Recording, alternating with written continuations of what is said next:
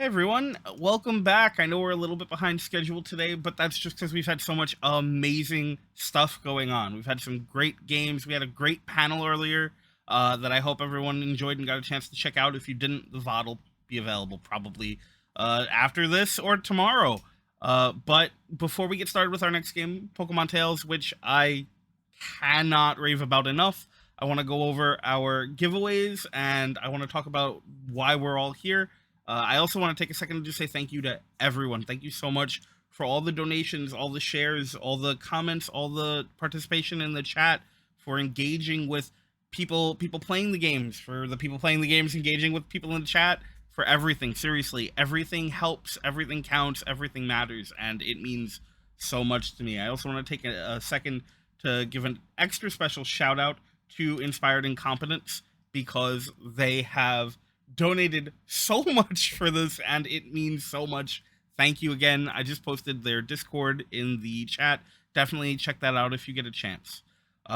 Every dollar that you donate, whether it be $1, $100, or anywhere in between, enters you into a whole bunch of giveaways. We've got 2 dice boxes from the Shady Sale, which you can see pictures of on my Twitter. They're gorgeous. Definitely check them out. We have a trilogy of books from Thread of Souls based on their home campaign, which are awesome. We've got a dice commission from Firefox Dice. I got it right that time in one. Absolutely gorgeous dice. Check them out. They're so excited to work with you to make some really cool custom dice, just like what you've always wanted. We've got a creative commission from Jack Kellum, who you can find on Twitter at Jack Gogsbane, and some of you may know better as Jack of Gods and Game Masters, who's one of the most creative people I know and is so excited to sit down with you and create some kind of really awesome custom whatever your mind can imagine. We've also got an art commission from Lost Haven Art, who has done some incredible stuff. He's made the overlay that we use for DTA as well as the logo and more. Check them out at Lost Haven Art over on Twitter. For the people who donate the most money from now until the end of August, the 4 highest donations will be in a level 20 D&D 5e game with Jack Kellum of Gods and Game Masters. You are encouraged to bring your most powerful character builds because they will be put to the test. Also, for anyone who donates $50 or more, you're going to get the opportunity to have a seat in a private multi-episode mini campaign with Marshall from Iron Echo Games, either Pokemon Tales or Root. That'll be worked out at a later date, which works out because Marshall is also hosting our next game. You said this a million times, and sometimes it doesn't come out right, but is also hosting our next game, and they are amazing. You'll get to see exactly how great they are. We've also, because we broke 500 now, we're adding Journey Through the Radiant Citadel to the giveaway list. We broke 800. I haven't even figured out what we're going to do for that, but I promise I will know by tomorrow. I am absolutely blown away by all this support and didn't even know if we were going to hit the initial 5. So this is kind of a huge deal. Thank you to everyone. Every single dollar you donate, from $1 to 100, goes in its totality over to the National Network of Abortion Funds and will help with logistical, medical, travel, and any other costs that are associated with helping people in order to get and maintain the bodily autonomy that they, like every human being on Earth, deserves to have. Unfortunately, that's under attack right now, and it is unacceptable. This is one of the ways that we can go about setting that right. So keep that in mind. Thank you so much for everything. And I am going to send you over to our amazing group of players. We've had a couple of last-minute swaps because of some things that couldn't be avoided, but I promise it's still going to be absolutely amazing. Everyone involved is great. Have fun, and I'll talk to you all in a bit.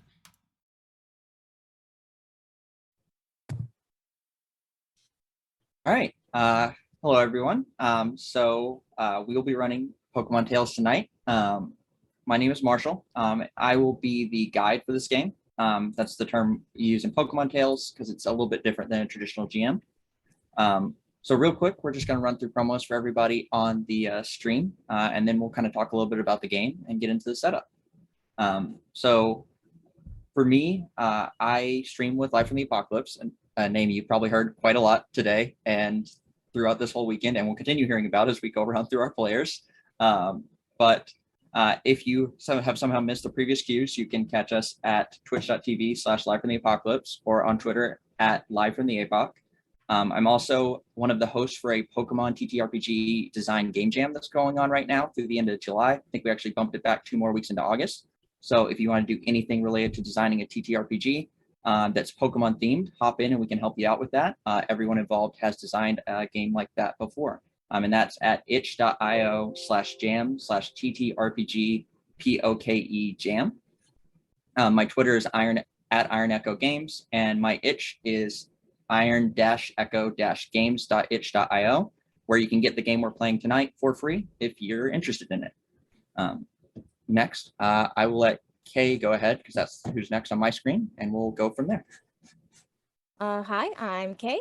I play Gearna over on DTA, and I'm just super happy to play some Pokemon and support a really great cause. Yeah, great. Will, why don't you go next? Oh, sure. Hi, I'm a last minute fill-in. My name is Will. Very nice to meet you. I ran Monster of the Week earlier today, so if you caught that, probably heard this already, and I apologize for that. I am one of the GMs and organizers at Live from the Apocalypse. Also, this is the Oops All LFTA stream. I run Class Reunion over there, which is a 5e isekai D&D game where the players are high school students from Ohio who got transported into a fantasy world, separated from each other for 10 years, picked up classes and things in the meantime, magic, stuff like that, and now are reunited. Also play in Missing Numbers, which is our Eldritch Horror Pokemon game with Marshall. And I also run, record, stream, and edit Academy H, which is our Masks Actual Play podcast, with a new episode dropping tomorrow. And we're also doing a live recording of the next 2 episodes tomorrow night at 6 p.m. Eastern over at twitch.tv/live from the apocalypse. Follow us on Twitter at Live from the APOC and Live from the Apocalypse on Instagram and TikTok. That's it.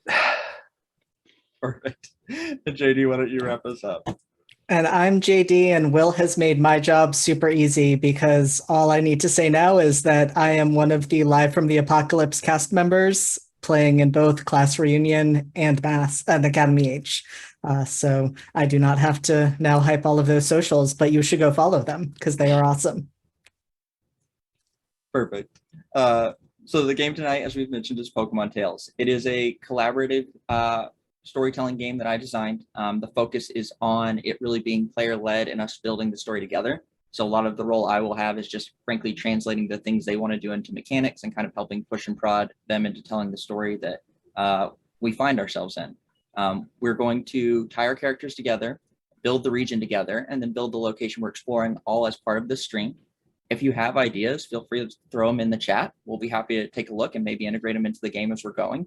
I'm also going to add an extra note where this is a token-based system. So anything they're doing, they'll either be spending or gaining tokens. So if you donate during the stream, all the players will get an extra token. So if you want to help them out of a tough time, just throw a donation in there and we'll add on 1 extra token. With that being said, why don't we hop into character introductions first, and we'll do our ties there, and then we'll move over to our region. So why don't we go in reverse order? JD, why don't you introduce who you'll be playing tonight?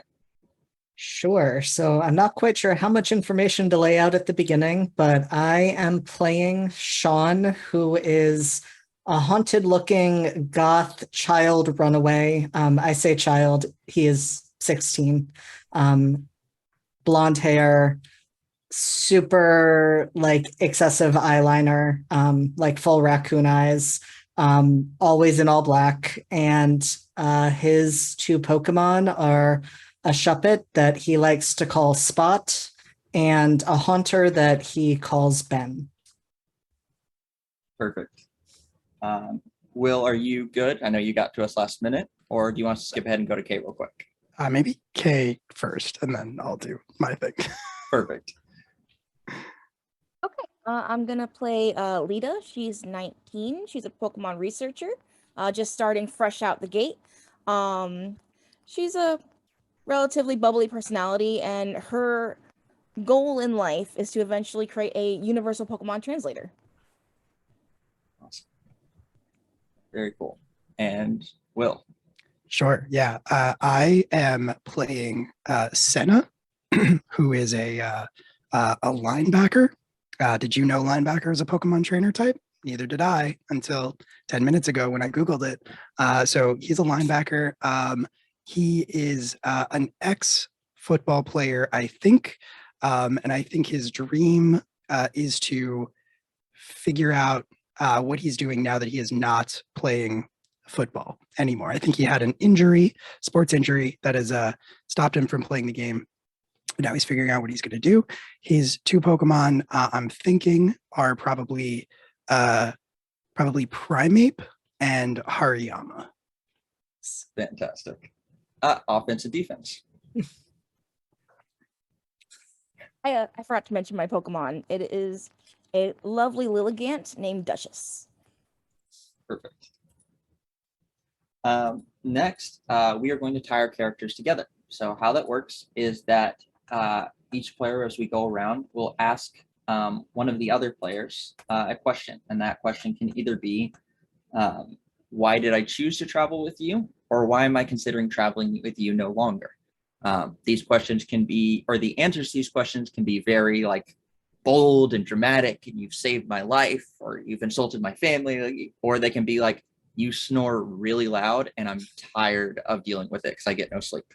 They can be literally anything, but it just kind of tells a note about the characters. When the person asks, the person who's answering will be kind of defining this relationship because they'll be giving the answer, but you can build it together to kind of find what makes sense for those two characters. JD, do you want to get started again just to keep it moving? Sure. So let's see. I'm going to ask Kay, why are you thinking of no longer traveling with Sean? I want to say Sean regularly takes my eyeliner, and I'm kind of sick of it. I think that makes perfect sense.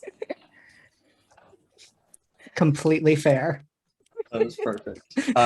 And there is a space on each of your sheets for y'all to add that as well. And also as a note for our own reference in between characters on the role that we have separately set up for y'all, you can click your name that's currently showing your username and edit it to your trainer's name. Might make it easier for people to remember in the moment. Yeah, that's a good idea. And then Lita, why don't you take it next and ask a question as well? Okay. I'm gonna ask Will why we are traveling together. That's a good question. You are a Pokemon researcher, right? Yes. Okay. Interesting.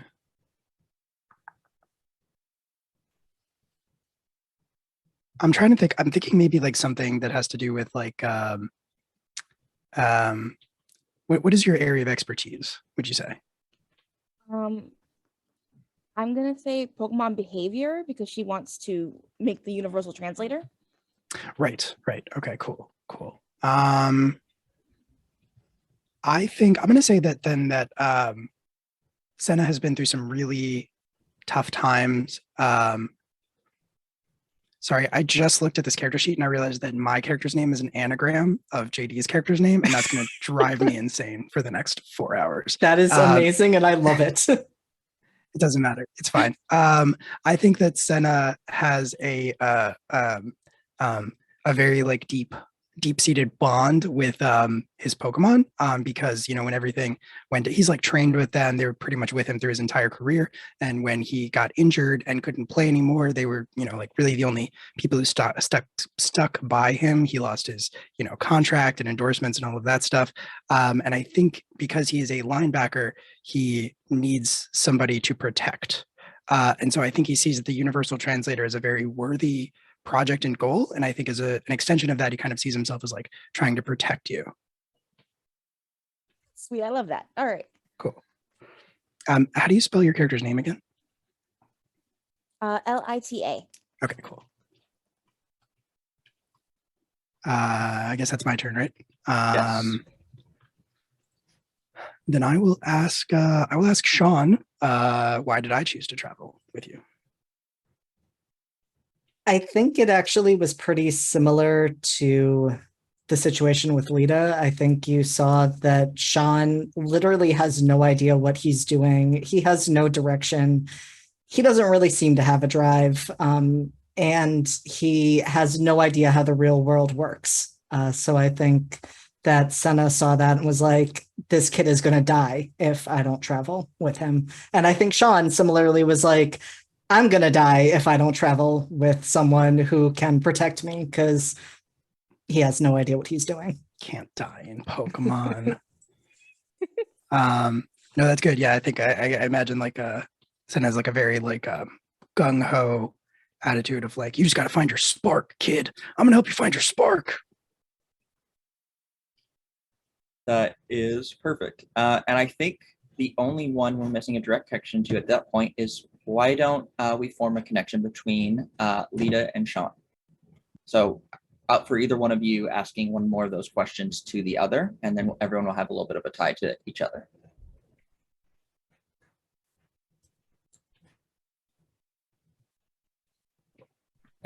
If I may, I think that we both just kind of got adopted by Senna. Yeah. And it was kind of one of those things where I guess we're traveling together now. I think that makes totally sense. works. Yep.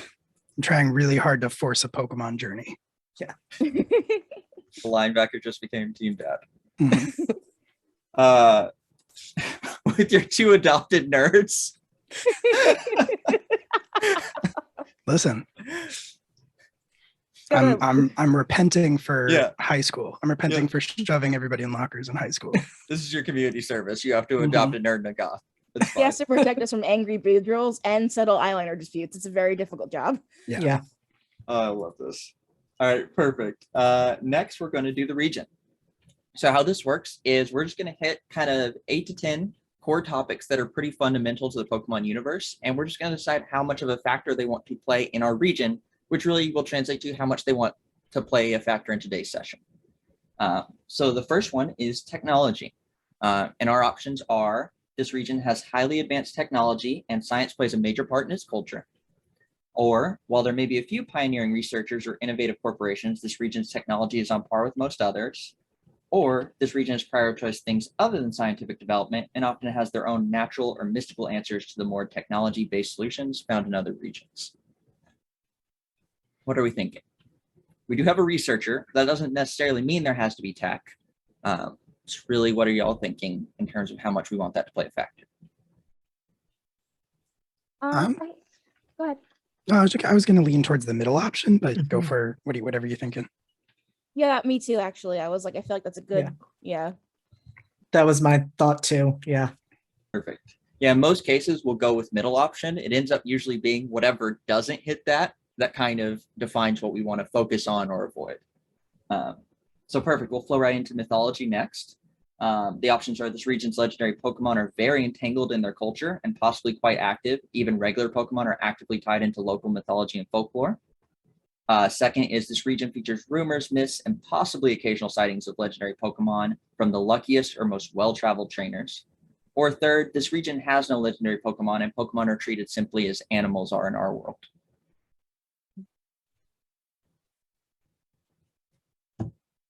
So I'm leaning towards either lots of like legendary involvement or the middle one.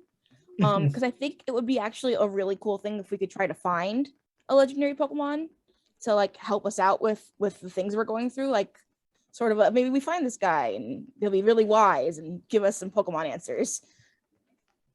I really like that idea. I feel like maybe we could do something with the universal translator, like maybe the legendary Pokemon ties into a cipher of some kind that like you need to do that, because I feel like that's kind of our only active goal as a group. Mine is like more like a soft goal, and then like, but I feel like we're all fairly invested in the translator, so maybe that's like part of it. Yeah, that makes sense. Sounds good. Also, in my mind, start soft floating us towards unknown. There are other options, but that is very cool. The letter legendary does kind of tie into that pretty well. Oh yeah, that'd be really cool. Next up is crime. So every region has to have an evil team of some level. So our options are: this region's evil team has grand ambitions. If they succeed, they could radically alter the status quo of the region, possibly even the world. Second option: this region's evil team is all about accumulating money and power. Instead of seeking to overthrow society or the current status quo, they prefer to profit from it. Or three: this region's evil team is focused on one thing: chaos. From collections of misfits to sports hooligans, this evil team is a nuisance, but rarely a threat.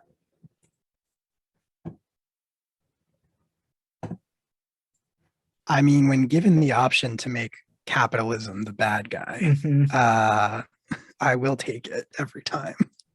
Yeah, that was my thought. I was kind of leaning towards the last one, and then I was like, but capitalism. Yeah. Yeah, I know the same. I was leaning towards the last one too because I feel like this is gonna be a little more lighthearted. But then he was like, capitalism is bad, and I was like, yes, it is. Actually, maybe one of the problems that we have is that the team is trying to offload the universal translator so that it can turn it into a for-profit product. Ooh. Yeah, I like that. Like I they're like coming that. they're coming after your prototype, and like they're I like the idea that they're following us so we can do the work for them, and then they're gonna like swoop in at the last second and like take it. Yeah. And maybe this whole world that we're in is language is very like scattered. Like this is going to literally shift lives and ability to travel, and they see an opportunity to profit from that. Next up, tying into the capitalism theme, is business. So the options here are: this region has at least one, possibly multiple corporations that have obtained significant power and exhibit a significant amount of influence upon it. Two, this region may have large corporations that have significant influence or power, but they do not try and influence the region as a whole and are usually limited to affecting the town that they're in. Or this region does not have a significant corporation presence and is not particularly focused on business in general. I think it has to be the top. Yeah. Yeah. I like the idea that also ties in with like Senna's backstory too, because I feel like it could be something where this one mega corporation owns all of the football teams, which like I found out about at some point, and then just like has them play against each other, even though they're all owned by the same company. Like when you get down to brass tacks, and they were the ones who, like, maybe the owner, like the head of the bad society, the bad evil team, is like the person who like cut me or something. I love that. I love it. That's amazing. I also just love the idea of the like jock football player who's also like is super anti-corporation and has like possibly read some theory, and it's just like, nah, man, it's all being controlled by the same person. Truth to power. Travel. The options here: thanks to a highly functioning public transit system utilizing technology or Pokemon, it's relatively easy to get most places in this region. Two, while this region still mostly requires travel from town to town along the routes, the path has been carved out in most places and is not overly dangerous if you don't wander off. And three, the region is massive and in some places still a little wild. Travel is long, dangerous, and not for the faint of heart.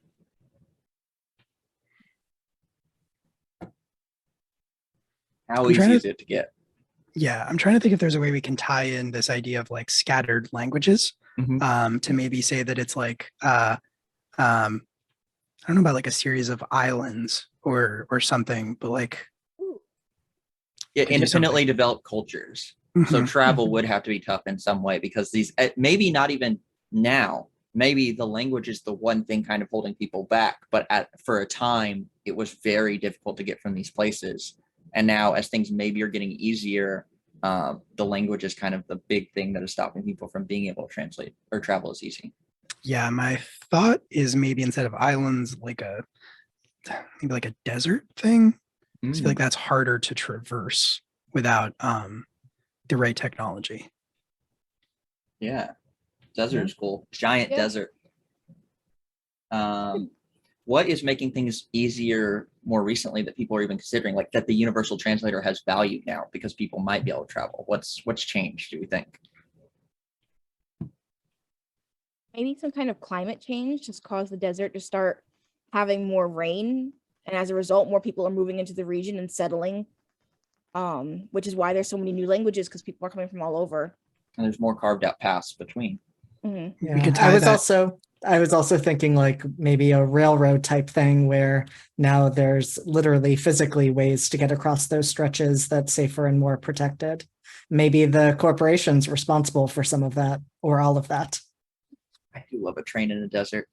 I feel like we could also tie that climate change back to the legendary. Like maybe it was a thing where it was slumbering, and that's why there was such like a wasteland, and then it something caused it to awaken, and that's when like the weather started to improve. There's been more rain, the temperatures have like stabilized, and then of course the corporation capitalized on that by building this train system that they can control the cost of. Because that's how they get you. Tell me about it. The MTA. And No then kidding. These kind of all tying together. And just to save time, I'm going to kind of shorthand them, which is catching, battle, and contests. How much emphasis do we want each? So like for catching, is this a full gotta catch them all, gotta catch, everything you see? Is it more about small teams and just what feels right? Or is it even smaller and it's usually 1 to 2 just really close bonds that has less to do with the catching style?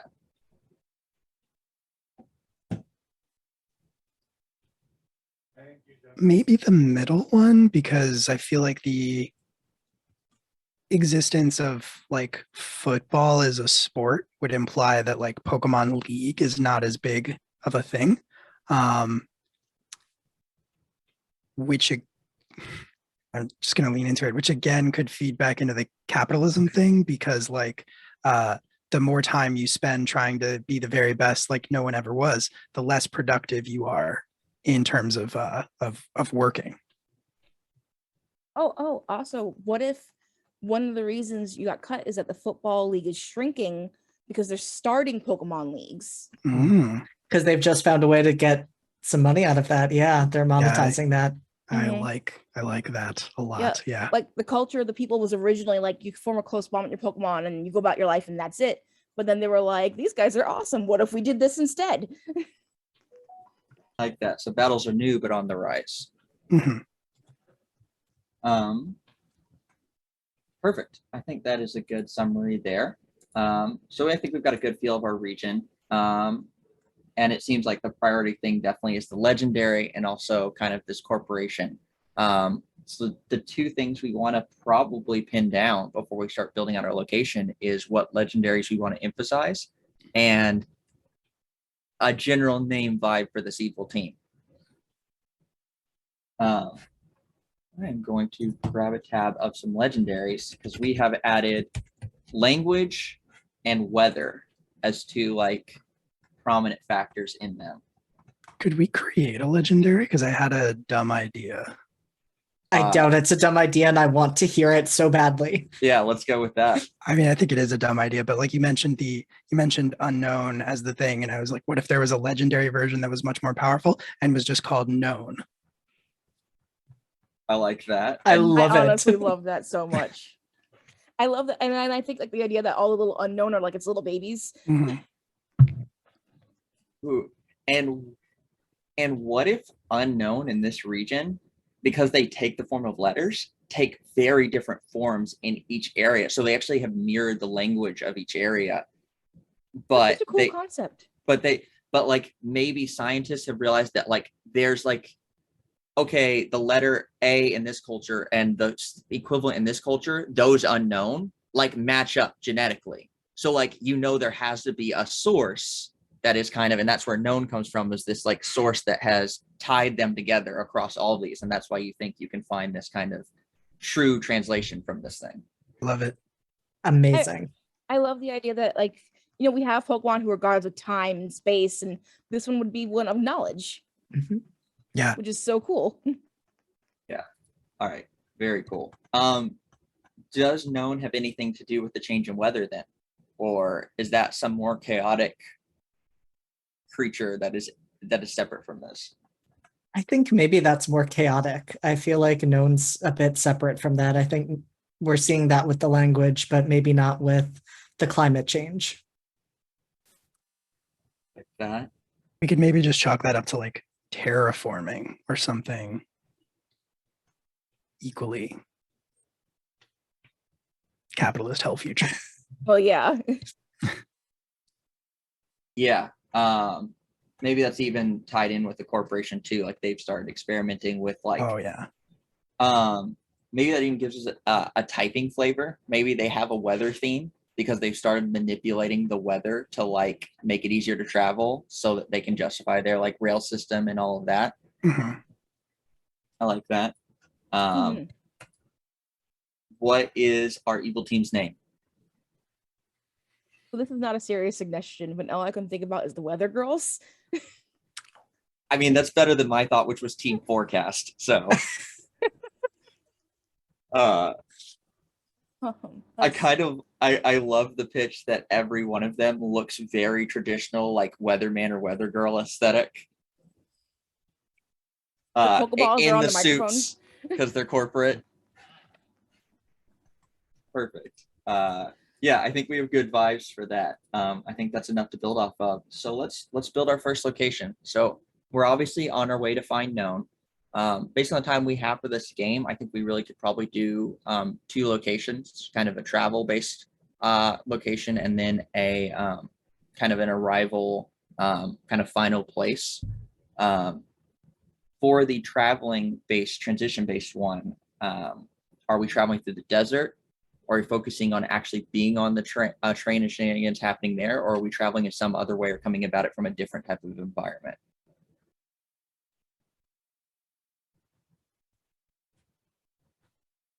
Maybe we open on one of the trains because we've got to take one of them to get to the region we're going to explore. Yeah. So we could do our first environment is actually on a train, do that as like a short progress kind of themed location, and then really open it up for the final destination being the larger explored location. I like I it. like that. Yeah, that's perfect.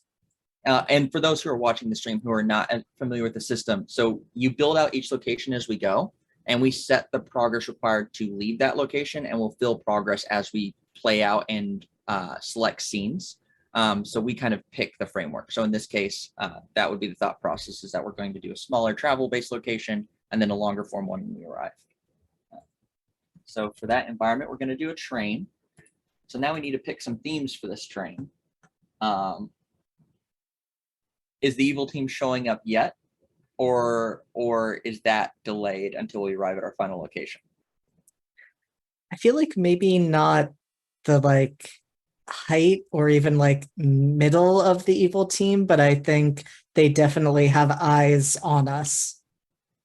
Yeah, they sweep all of the trains. Yeah, I think so. Okay. So we will use we can use the overrun by criminals theme for this one, since they might be a factor. Oh, important question. Mhm. Do we know that they're doing this, or are we just gonna be like, oh my gosh, where did you come from? That's a good question. What if Senna knows but is keeping it from the two of you so that you don't like worry about it? Ooh, drama. I like that. That feels like it makes sense and goes with the team dad motif. Yeah, like he knows that they are trying to follow you, Lita, but they're not going to make a move until you have the universal translator. So he's trying to like spare you the stress, essentially. Sounds good. Perfect. For this kind of train and this transition, do we think any other themes apply? We still have the option of diverse ecosystem, which I don't know, for a train probably doesn't seem the most relevant.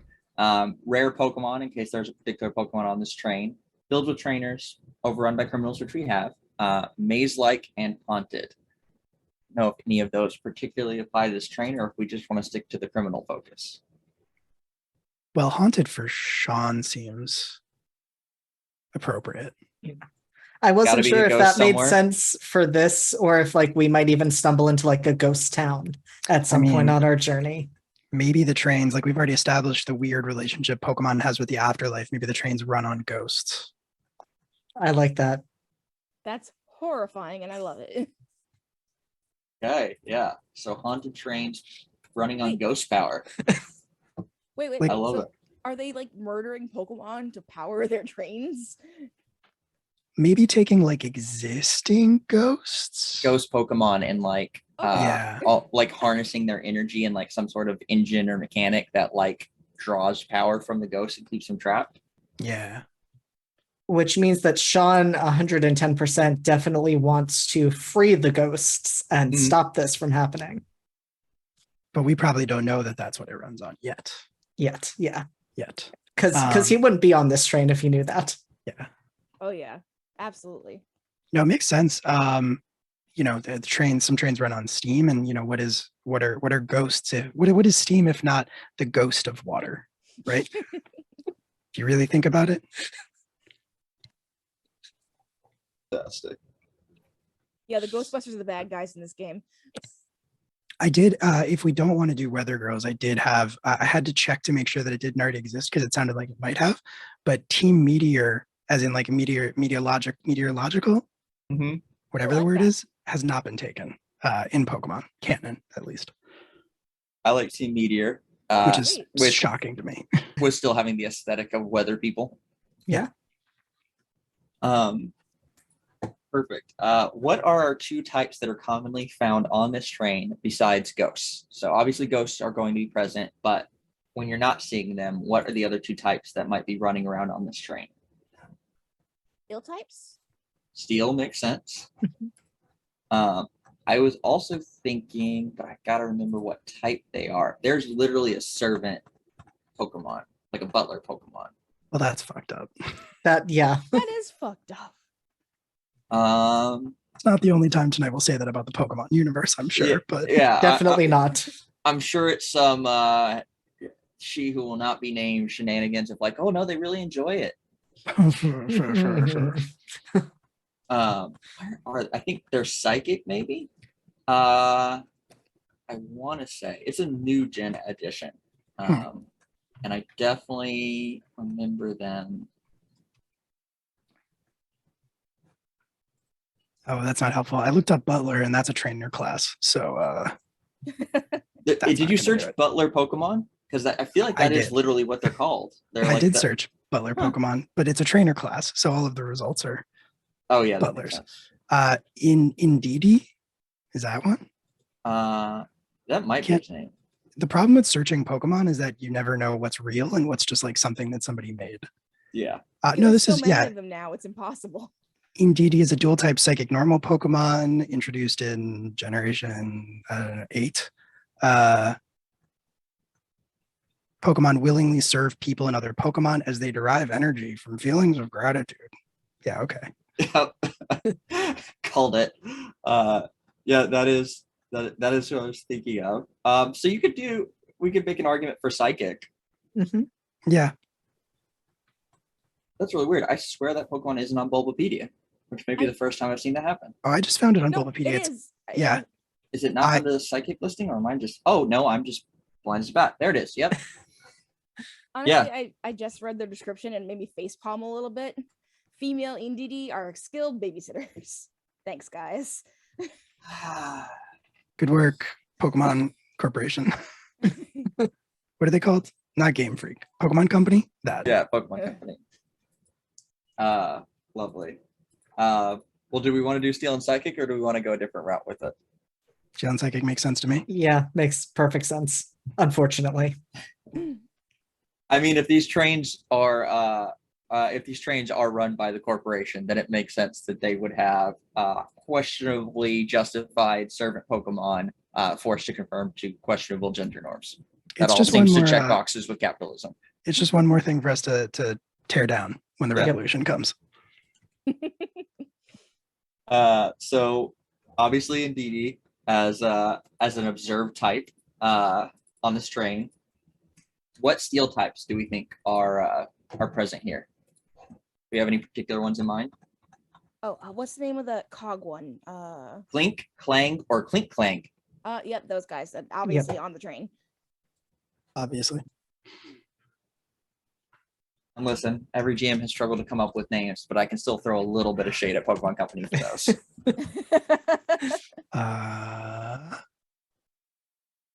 Literally Googling steel Pokemon. Same. Yep. I was thinking of is that I don't know if we'll encounter them, but I think it would be funny if the conductor had a clef key, which are the floating key ring I love it. that are the keys to all the train. That's amazing. Like that.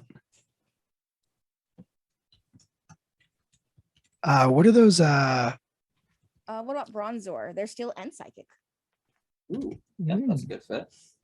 I was thinking if the trains maybe had guards or something, they could be the what are the ghost steel sword Oh, Pokemon? Hone Edge? Yeah, something like that. That makes sense. I always go for guards. I also think Hone Edge are great, and I also think of like Pawniards. But like, I don't know why Pawniards are like fascist coded in my brain. Like, I just every time I see that Pokemon, I code it with like an evil team and like suspect stuff because they're just like bladed little guards. I don't even see that. I don't know which one that is. It's Pawniard or Bisharp. It's under steel. Okay. They just have like a little Yeah, pounded blades. yeah. Okay. Huh. Yeah. No, I see it. Yeah. I think either of those would be a good fit. We can definitely do floating swords as guards is just terrifying. Well, yeah. I mean, I like the Pawniard thing more because I mean, otherwise it's like you start getting into like a little bit of that class trader vibe when you're like your system is running on ghosts and you have ghost steel being the guard. Someone's gonna pull aside the Hone Edge and just lecture them for a good minute. Yeah. Perfect. All right. And then lastly, what ghost in particular is this being powered off of? I think we're good from there. Ghost Pokemon. Yep. If we're thinking kind of mist vibes, so a couple of thoughts. Obviously, there's the Ghastly comparison. Duskulls are kind of like misty too. There is the other one that I thought was interesting because it's like a depleting resource. Is there's what are they called? They're made up of a bunch of souls. In here. Spiritomb is literally made up of like 999 different ghosts compacted into a keystone, which means that you could literally have the keystone in there and be like depleting the spirits from the keystone to power the train. That's a great idea. I hate it, 108. but I love it. I hate it, but love. All right. Trains powered by Spiritomb. And 108 before any Pokemon fans come for me in the chat. It's 108 spirits, not 999. 666. Not that edgy. Thankfully. We use like lampets and chandeliers for the train's lighting. That's I what I was love thinking, that. yeah. Oh, that's amazing. Yep. That is very good. If we want to get really fucked up, that could also be a depleting resource because they're like candles. So they like burn down. Oof. If we really want to get fucked up, we could have them then throw them into the incinerator to keep powering this train as well. So Yeah. the more it depletes, its life is really about to be cut short. Yeah, when their spirits run low, they get just shoved into the keystone for the Spiritomb to keep it running. If we really want to get fucked up, we could just say that they're human ghosts and they're just murdering people. I guess that's less fucked up in a way. I don't know. Weirdly, animal cruelty is worse than murder. It feels worse. I'll say Age-old that Pokemon much. question. I feel like that's too obvious. People start investigating that kind of thing. Yeah, right. Exactly. Sadly, not so much the Pokemon.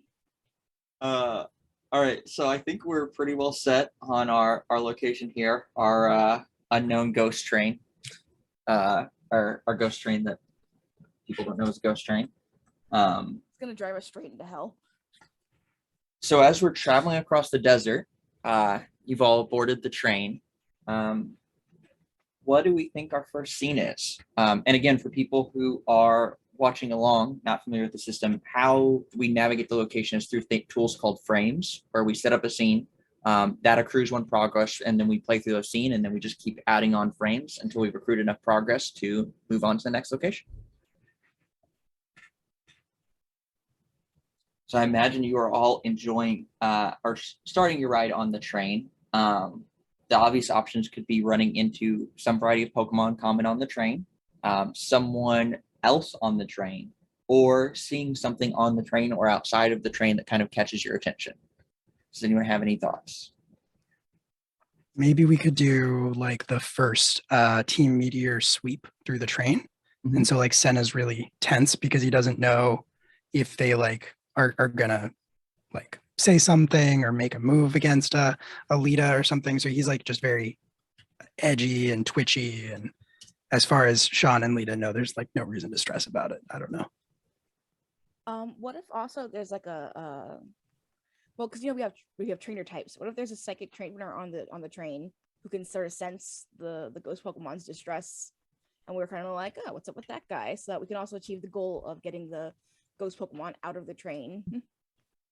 That is very cool. I like that a lot. Yeah. Yeah, I do like that. I do have one question with Sean. How is your connection to ghosts? Like, do you just kind of come across them, or do you actually kind of check that box? Do you have this kind of innate sense for them?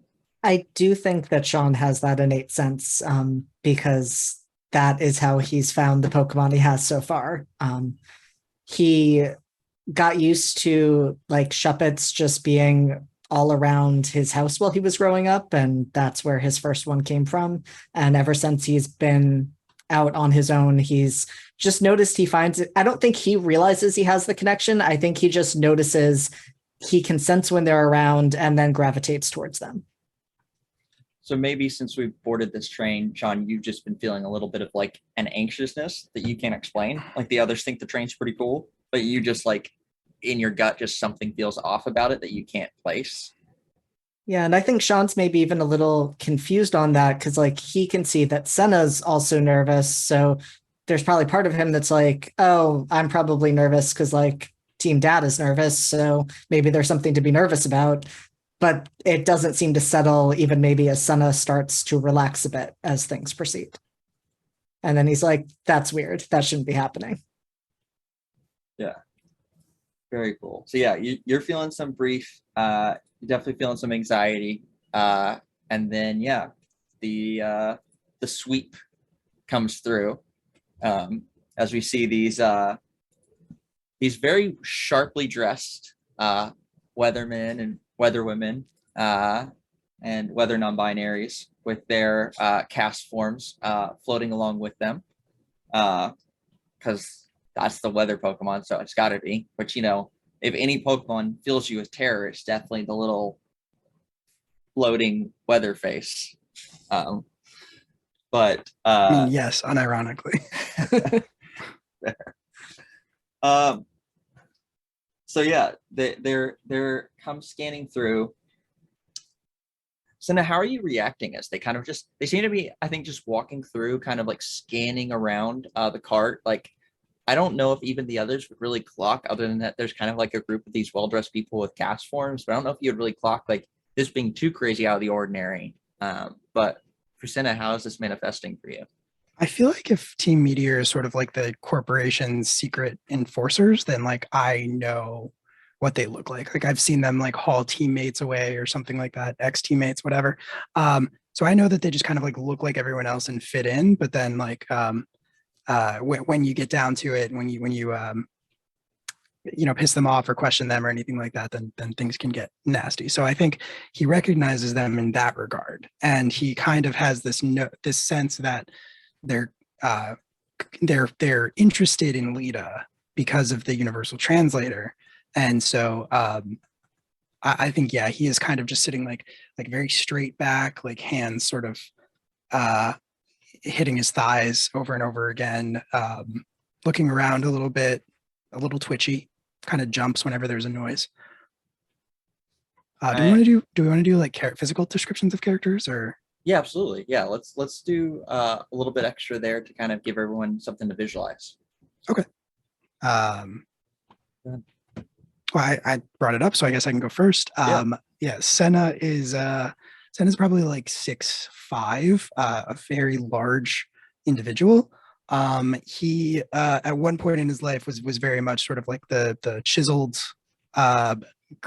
very, very muscular and just very chiseled, like 0% body fat. Since he has left the world of professional sports, he's like let that go a little bit. He's not as concerned with it, so he's got a little bit of a a dad bod thing going on. He's not as young as he used to be. I think he has very dark hair and like a very tan complexion. He kind of still most often wears the jersey of his old team, which I have not thought of a name of, but it has the number 21 on the back. And aside from that, he usually just wears like gym shorts and we'll say like the Pokemon equivalent of like Chuck Taylor's, so he can, lift if he needs to.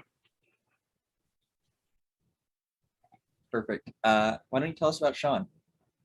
Yeah, so Sean is always dressed in all black, which is completely unfortunate given that he is heading into a desert. He takes the goth lifestyle very seriously. So it is a black t-shirt, black jeans. The only practical thing on him are like the black boots that he's wearing, to be honest.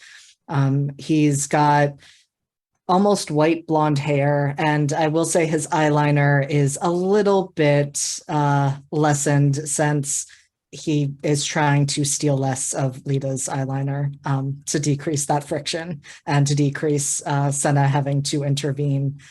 He's about 5'7", lanky, and is just kind of sitting with his legs crossed on the seat, possibly, I guess if it would be acceptable in public, with his shuppet like sitting in front of him. Or hovering, I guess would be a better way of putting it, which is not uncommon. That's how he relaxes. Perfect. And then for Lita? Lita is on the very short side. She's kind of a tiny person. She's a little plump, is very merry. She's got medium length chestnut brown hair, and it kind of curls at the bottom. And she's usually wearing very colorful clothing. It's always very upbeat and, sunny. So yeah. Perfect.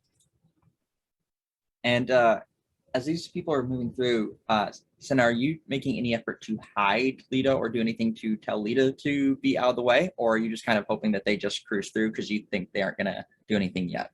I am just hoping. I think Senna is aware that it would look more suspicious if he tried to hide her or conceal her or something like that. Perfect. So yeah, I think on this first pass, they just move on through. We see them kind of glance over. There's like maybe like a brief lingering glance at your group of seats because two of the three of you look uncomfortable for different reasons. But they kind of just, shake it off and move on to the next portion of the train. Can we state that they talk like weather people? So like if somebody is like questioning what they're looking for, they can be like, thanks for asking. We're not gonna fucking tell you. And you can expect more of that for the next 24 to 48 hours. I love that. We've got an incoming storm of none of your goddamn business. Yeah. Yes, absolutely. How about you listen to us or we'll break your kneecaps? Back to you. Yes, absolutely. Perfect. Yeah, so I think they cruise through. What do we think is our next occurrence? I have a thought, but if anyone has anything that comes to mind immediately. I think I would just like to ask my friends here if they're okay. Because both of them look very uncomfortable, and I'm starting to wonder if maybe they have upset stomachs or something. I'm fine. I'm fine. Why'd you ask? Well, you kind of have the nervous energy of someone who had several cups too many of coffee. Well, I think he did, didn't he? I did. Yeah, I think I did. And so did he. You guys got Yeah. coffee without me? What the hell? Yeah, you were in the bathroom. I mean, mine was an energy drink, but I guess that's the same thing. All right. As long as you're okay. Never been better. Yeah, But- this train, I'm just curious. So I've never been on a train before. Is this what trains feel like? The moving? Because yes. Yes, yeah, they move. Okay. Do you you've moved before? Do you not like it? You're familiar with this, the moving. Yeah, Well, I it's mean, faster. yes, I've moved, but not at this speed. Oh, yeah, I see. Yes. Yeah, true. It's very fast. Yeah, so it's different. It's a little weird, right? Kind of bumpy sometimes. Yeah, it's like a little weird, I guess. It's mostly convenient. Are you talking about like motion sickness? Are you I don't know. I've never done this before. do you feel like kind of dizzy? Yeah, You're sort probably of. dehydrated. All those Wait. energy drinks. Yeah, that's hydration. No, that's not. That's very upsetting. No, you should drink some water. And he will like pull out from his bag. He's like a big rucksack. He'll pull out just like a giant, almost it is just shy of being one of those like giant orange Gatorade coolers that they like drop on to like players' heads when they win. It is very close to that, but it is not quite that large. So he just like brings it out and just like sets it down on Sean's lap, and is like smacks the top of it and says, "Start with that. Hydration is everything." Do I just like open the top and put my head in? There's a nozzle. I think he wants you to lay down and put it on top of you and then like beer chug it almost. But it's water. So water And chug. it's unfortunate because that is what Sean does and probably needs Senna to keep it from crushing him. And I Then it will think do so. as this is all happening, Lita, maybe because you're least engaged with it, in the active process of it, I think you feel this like almost presence to your side and like an uncomfortable, like almost like someone's staring at you. And as you look, there is an Ndidi standing there with like a tray full of like normal in glass beverages, like water, coffee, and they just have this very blank expression as they watch this like person lying over in the seat, like trying to get their mouth underneath this faucet. I think I'm treating it as like, I think Senna's treating it as like bench reps. So like he'll lift it off of Sean, and then he'll like start to let it go and be like, one more, come on, bend those elbows, one more.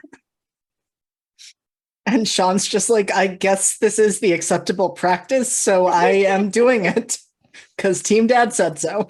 The more you drink, the less it weighs. Let's go. Drink really crushed to death. I imagine, because Ndidi to me strike as being Mr. Mime adjacent, so I imagine they have like this kind of same terrifying like blank stare, but also because like a stern glance and the emphasis of it to me is like a trademark of a butler. I feel like as they're like glaring at you two doing this situation with their like blank face, your anxiety you've been feeling for different reasons feels increased in the way that only like a very stern stare from an authority figure can elicit, that somehow these Ndidi have like weaponized through psychic capability. That you both just feel more and more comfortable with the like, this is not proper in this situation vibe that is being sent your way. Yeah, that's probably enough. You should take a 3-minute break and do some cardio. Like sheepishly put the cooler back in his bag. Wait, but what should I be doing for cardio? Dips. I don't know what that is. He'll demonstrate. I'm gonna awkwardly grab a coffee. I don't think I don't think you're allowed to exercise on the train. What? You can exercise anywhere. You should exercise everywhere.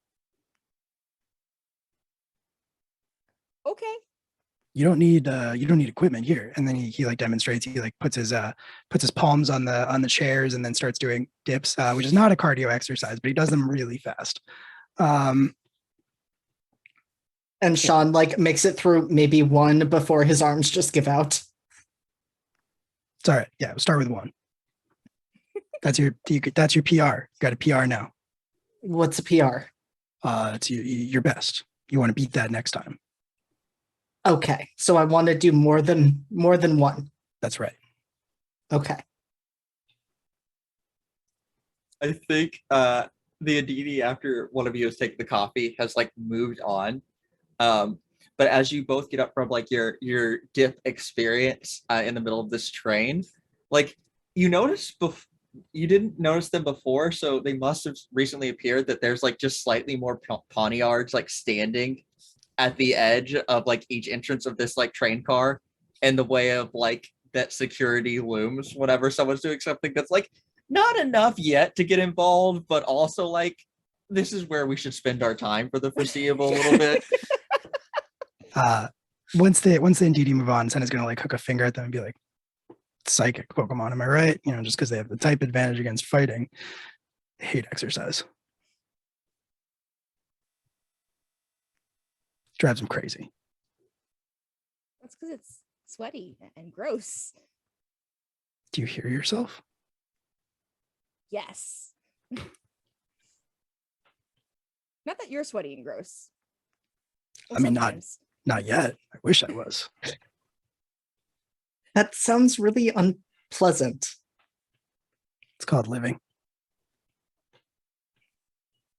So have I not been living? I don't know. And he like puts his hand on your shoulder. I don't know, Sean. Have you? I don't know. When you find the answer to that question, you'll have your answer. Just spend the majority of your time hanging out with dead things. So like so I think some time passes on this train during this conversation. What do we think is the next major event shifting the status quo as the train continues to rattle on towards its destination? Probably something relating to Sean's bad vibes, right? Mhm. Like coming to a boiling point or something like that, kind of tying back into Kay's idea about something tipping us off to the nature of the trains. Yeah, I was thinking something similar. How do you think, Sean, how do you think this manifests for you? That you feel this like maybe a stronger call towards what's going on? So I think there's a few different factors at play. I think, first of all, the fact that he's hydrated, done some exercise, and if anything is feeling just progressively worse, is tipping him off that something is weird, because he trusts Team Dad to give that advice. And I'm also thinking it's rising because as we move further, more and more ghost Pokemon are being burned through. And I think he can feel that. So as it happens progressively, he's feeling more and more on edge. And I would also imagine his Pokemon probably aren't feeling great either, given this environment. If it's a long enough train ride, it could also be like a dream thing. Like if we have to sleep at some point. I mean, you Oh, I just like that. did a lot of physical activity. Maybe you just have to take a nap because like that one dip just like wore you right out. I think that's fair. It's true. PR is a PR, man. No, I think definitely a dream would make sense. That he would have just kind of crashed after all of this. Yeah. How does this manifest? Do you have an idea? I have thoughts, but if you have an idea, take it.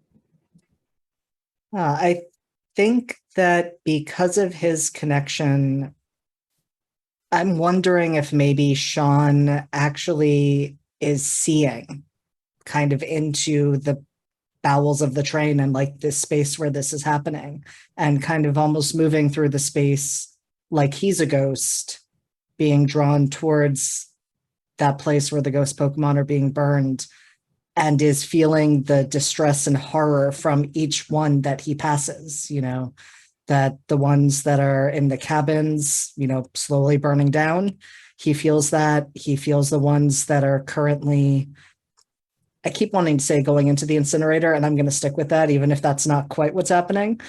And that he eventually comes to that place and sees what is happening and sees how this energy is being used. But it's all in a very detached way where, no other people are around, no other humans, but he's seeing it almost from the Pokemon perspective. Yeah, I like that. Yeah, I mean, you mentioned the incinerator thing. I was kind of picturing this manifesting to you until you're close enough to see it, almost as this kind of spooky ghost-like flame that's just burning weaker and weaker. And you feel these cries of distress as the flames shrinking, kind of to fit with that incinerator feeling. Yeah, I like that.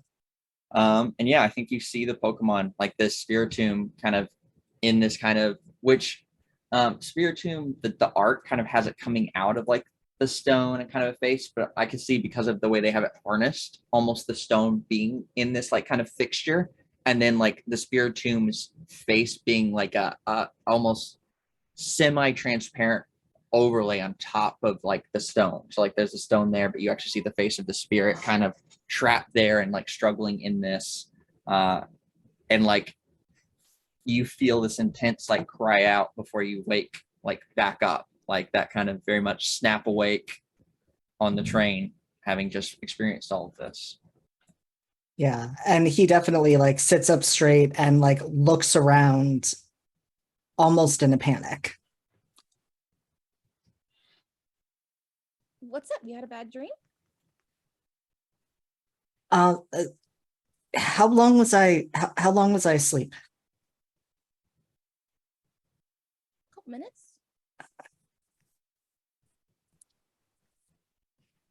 I've got a question. What do trains run on?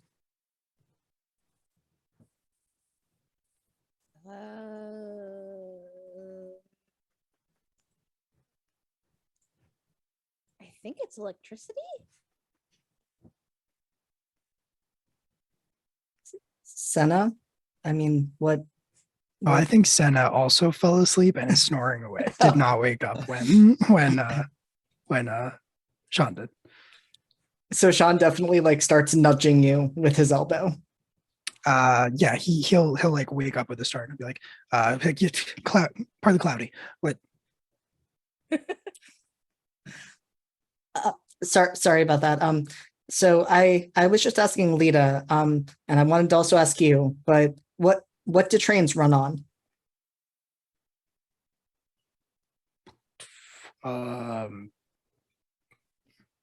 Dreams. I don't think that's right. Aspirations. That doesn't sound right. I mean, yours sounded maybe more right, Lita. Determination. What's up? I don't know. I guess I just I had a dream and the trains were it looked like they were using ghost Pokemon to as fuel. And I don't know, something about it felt really real. That's an awful dream. I mean, if it makes you feel better, maybe we can go ask the conductor. Maybe we do that, or maybe we I don't know, sit quietly for the rest of the ride and then get off at our stop like we're supposed to. Well, I mean, maybe we don't need to bother the conductor, because I'm sure that the conductor is really busy, conducting the train. Maybe we could find what the train runs on. Educational adventure. Let's go. What if as an alternative option, we draw as little attention to ourselves as possible just for fun. That sounds I mean- boring. Let's not do that. That Yeah. could be a fun game. That doesn't sound like a game. Like who can be noticed the least? I mean, I'm in all black, so So I think it's fine. I think you'd be really good at it. So maybe we just do that. I mean, I was saying I could do a really good job not being noticed walking through the train. I mean, you don't have to come if you don't want to. Actually, it sounds like a lot of fun. I think we should do that. We should, yeah. I'll come along. That sounds great. I love that. Let's investigate a mystery in a crowded train car that's just full of people. Let's go. Yeah, that sounds like a good idea. That was a strangely detailed description, but yes, let's do that. I'm just so excited about it. But we should right now while everybody's sleeping. I think would probably be a really good time. Okay, let's go. It's gonna be Yeah, awesome. because you said something about a crowded car, and like this wouldn't be a crowded car, so we should go now when no one else is trying to go. Yeah, definitely. That's true. Yeah. I think as you mentioned people sleeping, you just see a few indeedy like putting blankets on like the people who are sleeping throughout the cars and just moving their way through. The Pawniards have like, moved on after you all being at least calm for a little bit. So you're able to like get up and move your way through pretty easily. I haven't been saying this as they came up, but I've been keeping track. You each should have like 3 more tokens for various things that have happened throughout those scenes. We start with 3, right? How many Pokemon did you start with? 2. 2. And did you upgrade either of yours, their focus or assign them a role? I didn't even stat them. So your choice, you can either bump up their starting focus by 1, which would deplete your starting tokens by 2, Right. or leave them as they are. I'll leave them as they are just for convenience. Okay. Well, then with that, you actually would have had 4 starting tokens plus your 3. So you're at 7. Okay, cool. Anyone who upped their Pokemon's focus or gave them a role, that would have cost more and would have depleted your tokens. So you would just have whatever you would have had left over plus these 3. Cool. And That sounds good. you all head out to start poking around. As we pass one of the like Indeedee that's putting blankets over, Senna's just gonna like bend down and like look at its eyes and it's gonna say, "You're not better than me." And then follow the others. I love that psychics of fighting have beef. I mean that's a tradition that holds strong in Pokemon games, given that like I think was it Saffron had the unofficial fighting gym and then the corporate league approved psychic gym. Oh, that's where it all goes back to. Senna will Yeah. tell you all about it if you let him get started. As you're moving through this train, and this ghost has been like strained and like kind of tormented, and it's spooky and at night. Do we think this is starting to have any impact on like the environment as you're moving through it? Or do you think that they've got some sort of situation set up in place where like that's contained?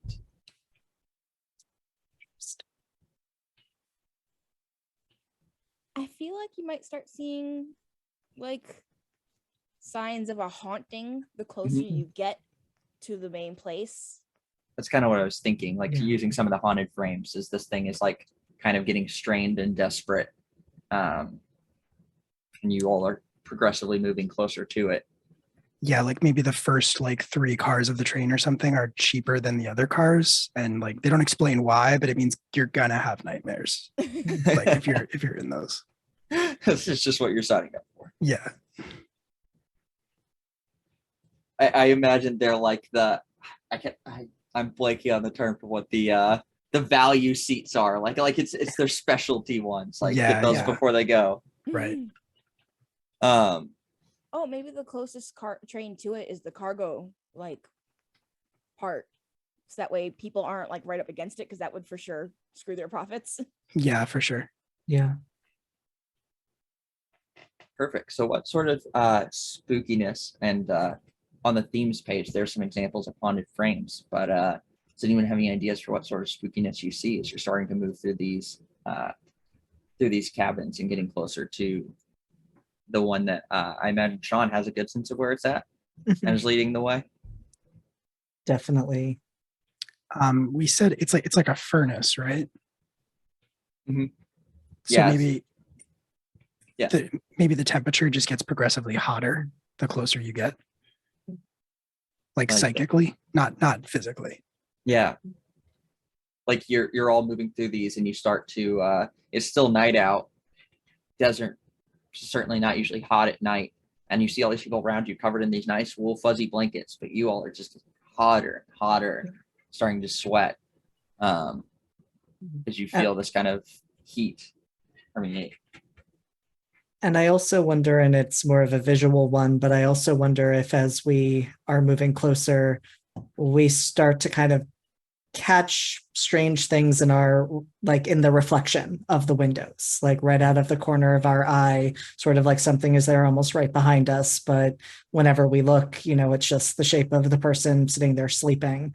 But it feels like something's moved. Yeah.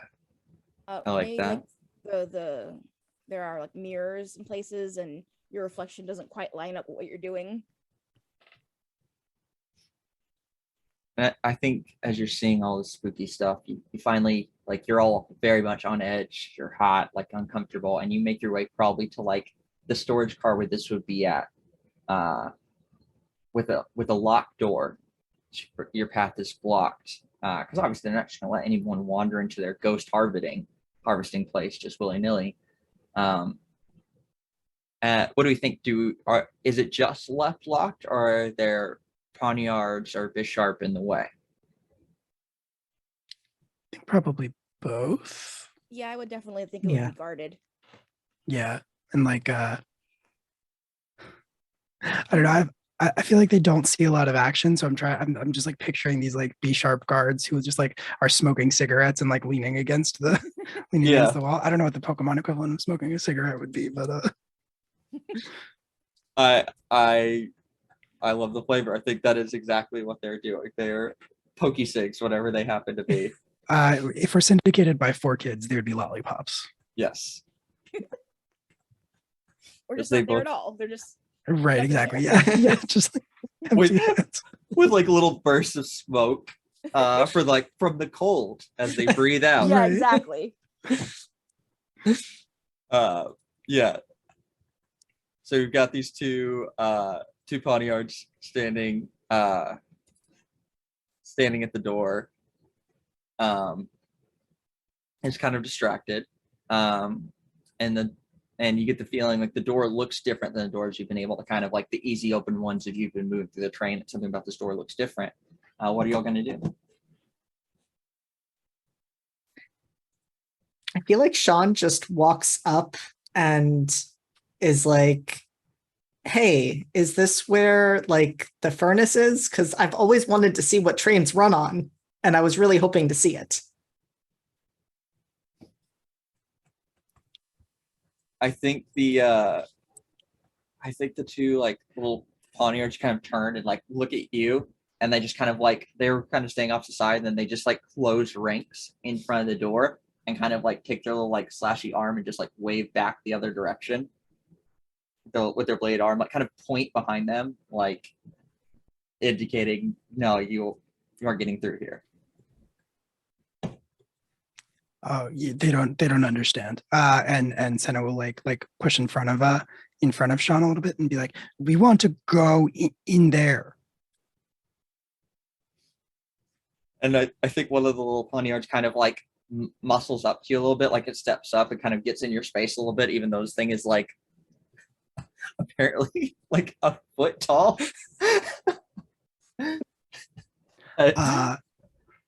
But yeah, Yes. it's just kind of staring up at you and just kind of like got its arms crossed, like very, very firm stance.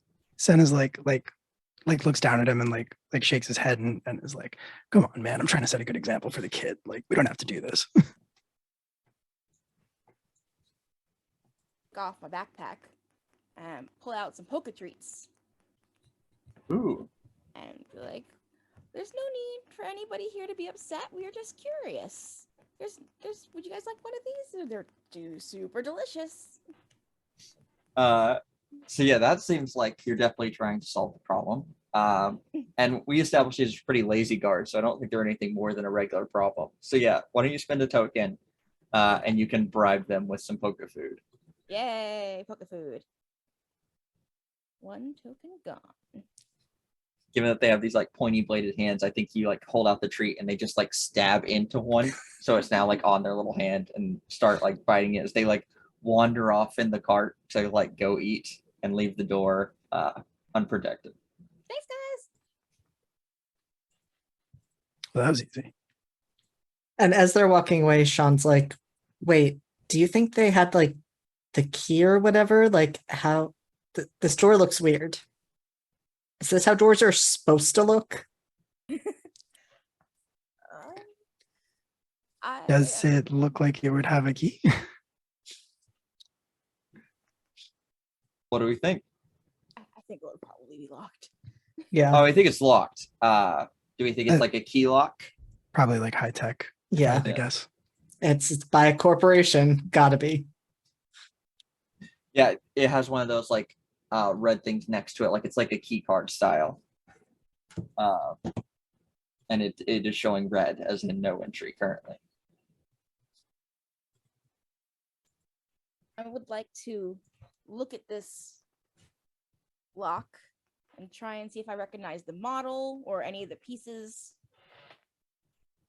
Okay. See if you have some familiarity with it. Yeah. I mean, if you'd like to, just spend a token and you can describe what you know about it that might help. Okay.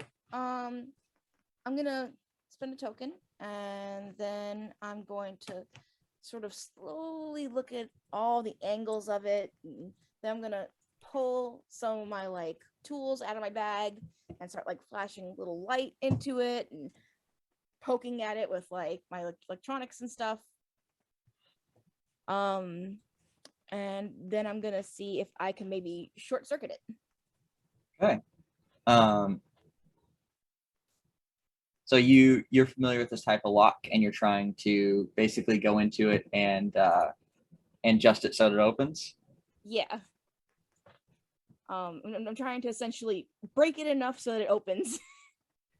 Yeah, I think that makes sense. Yeah, I think that's feel bad because that's going to burn through years. But I think that's one more token. As this is a 2-part challenge, as No, you kind of figure out the lock and then get through it. I was going to say, I feel like that also makes sense because I feel like Sean doesn't make it easy because as you're doing that, he's asking about every single step, just like, well, what are you doing now? What are you seeing? How does that work? What are you doing? And I'm sure at some point Senna's just like trying to get him away so that Lita can have the space to actually work on the lock. Definitely. Goddamn delighted to explain every scientific tool she's got and all the little steps. So Senna thinks that like she wants space. Yeah. And she's just like, no, it's fine. And he's like, no, she's being polite. Yeah, so you're able to short circuit, the door comes open. The Pawniards are still distracted with their poke treats. Science and I think the moment this door slides open, Sean, you're hit with like a heavy wave. Like this anxiety like ratchets up. Like it's near panic attack levels. I think it's you're just overwhelmed with like the emotion coming out of this space as y'all like enter it. And like I think as y'all are looking into it, like it looks like again a luggage cabin. So you can see like the traces of boxes and stuff like that. But it like it feels darker than like it even should be. And maybe there's no of the lampants and stuff like that that have been along the train up to this point. None of them are in this space, but you also do feel like there's like traces of like a purplish like spooky light kind of emanating from behind the boxes into this space. And I think with that, like Sean definitely does stumble and like kind of lean over and like put his hand to his chest, and is like breathing really raggedly. You okay? You're not. You don't feel that? Oh, did you exercise too hard? It's probably what it No. is. Probably just muscle fatigue. I maybe. I don't think so though. It didn't happen until the door opened. Maybe we should get you back to the seat. I don't super want to go in there. No, we've come this far. Like we can't. There's something up ahead. You sure? You might just need some creatine. I don't know what that is. You will. I don't like it in there. It looks bad. But if that's something you need, we can go. Just don't faint. I mean, if I have to go alone, I'll go alone. I mean, I don't want to force either of you into this. Nobody's going anywhere alone on this train. Okay, then I think we need to keep moving forward. If you're sure, drink this. And he hands you a creatine shake. He just has one. I love Yeah. it. You head into the sluggish car, just very dark, as you kind of navigate your way through some crates. And I think, yeah, you come across the contraption, this kind of fixture furnace blend that has this keystone in the center of it. And maybe the others just see the stone, but Sean, you can see the kind of like spirituned spirit looming outside of it in like distress. And I think the other two of you still feel, now that you're closer to this, like some of the discomfort Sean was feeling earlier coming from this space. And like it's just amping up that feeling of like, I didn't want to go here, and now I really feel like I shouldn't be here. Yeah, that's creepy. I don't love that. That's what I saw. This is what I saw in my dream. That's weird and I don't like it. I can't believe they're doing this to them.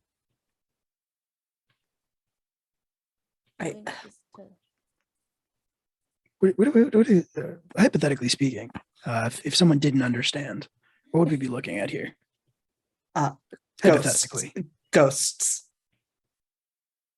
This machine is running on ghosts. Oh yeah, that's not great. No, that's a big problem. We need to do something. Or hear me out. What if they asked the ghosts? I don't think anyone would volunteer to be burned in a furnace. I mean, well, they're ghosts, right? So maybe it's maybe it feels nice. Maybe it's like a sauna or like a hot tub. Is this place giving you sauna vibes? Because I have some very serious questions for you if it is. Well, look, I'm not a ghost. He like sighs and says, "Okay, look, I just don't think we should do anything that would draw attention to us or bring us into really any kind of interaction with Team Meteor." Why would this bring us into problems with them? They sweep the trains. They do the checks. They sweep? No, maybe, but not in this. No, they came by earlier. They have the microphones and the suits, and they were questioning people. So they're behind this? Kind of, yeah. It's complicated. Look, there's some stuff that I haven't really mentioned up until this point. I think they know what it is you're trying to do, Lita, and I think they're going to try to take it from you. The translator? Yeah. Why? Oh. well, they want it. They can profit off of it. And I think I don't really know everything, but I know they want it. And they shouldn't have it. I know that's bad. No, they shouldn't. And they can't have it, but they also can't do this. Yeah, no, they can't do either of those things. They can't take that from Lita, and they can't be using ghosts as fuel. I agree in principle. Senna, it's right in front of us, suffering. What are we supposed to do? Go back to our seats? I can't do that. I can't just go back to my seat after seeing this. No, you're right.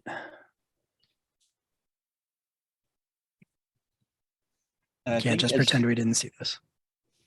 I think as you've all been having this conversation, that like increased temperature you've been feeling the whole way through the train is like escalating. And maybe Senna, you in particular, are starting to just feel like warmer and warmer. Okay, well, is this out in here? Whew. Very. Okay, we have to put out this fire. I don't have any water Pokemon. Wait, Senna, you have the giant, ridiculously sized thing of water. That's right. I didn't drink all of it. Don't remind me. There was still at least half left. Yeah, he pulls it out. What am I? I'm just You're pouring it on gonna- hydrate the furnace. Hydrate the furnace. Okay. Senna will dump the water onto the furnace like it just won the Super Bowl. And I'm gonna say spin the token, and you can put out the fire. As hydration is the solution to the furnace puzzle. As he does so and he turns back, he like stops for a second and is like, "You think this is going to stop the train?" Oh. I didn't think about that. I didn't either. I'd like to think you maybe say that just a second after dumping the water, Yeah. Oh, absolutely. Yes. and you all hear the squealing of brakes as the train like starts to come to an almost immediate stop, having lost all sense of its power. Welp. And you hear people waking up from sleep, footsteps moving, little clanks as little Bisharp and feet are running throughout, Poniard feet are running throughout the train cars. We gotta Oh, What are you doing? get off the train. wait, do we have to get, is the ghost still stuck? How do we get him Yeah, out? I was gonna say we can't leave the ghosts here. We can't leave any ghosts here. How do we get them all out? Yeah. Can you ask it? I mean, if we let them all go, that would be the perfect distraction. That would be. Yeah, I'll talk to it and then figure out how to get them and the rest of them out. While you do that, I'm gonna go block the door. She's gonna go run and start piling boxes in front of the door. I think as you're starting to, there's like a crack in the door, and you're seeing like aggressively like suited and buttoned up people like shuffling.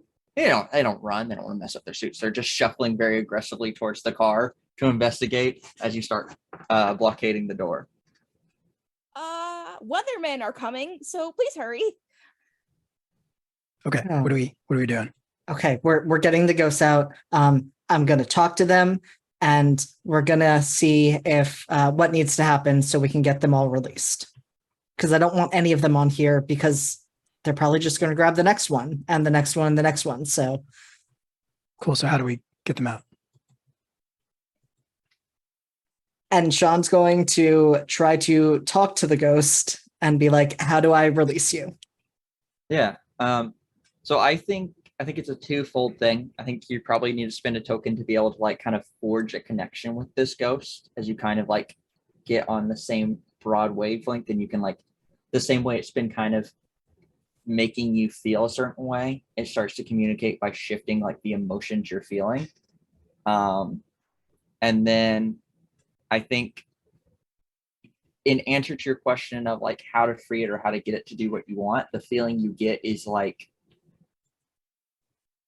pain, but in a sense of like,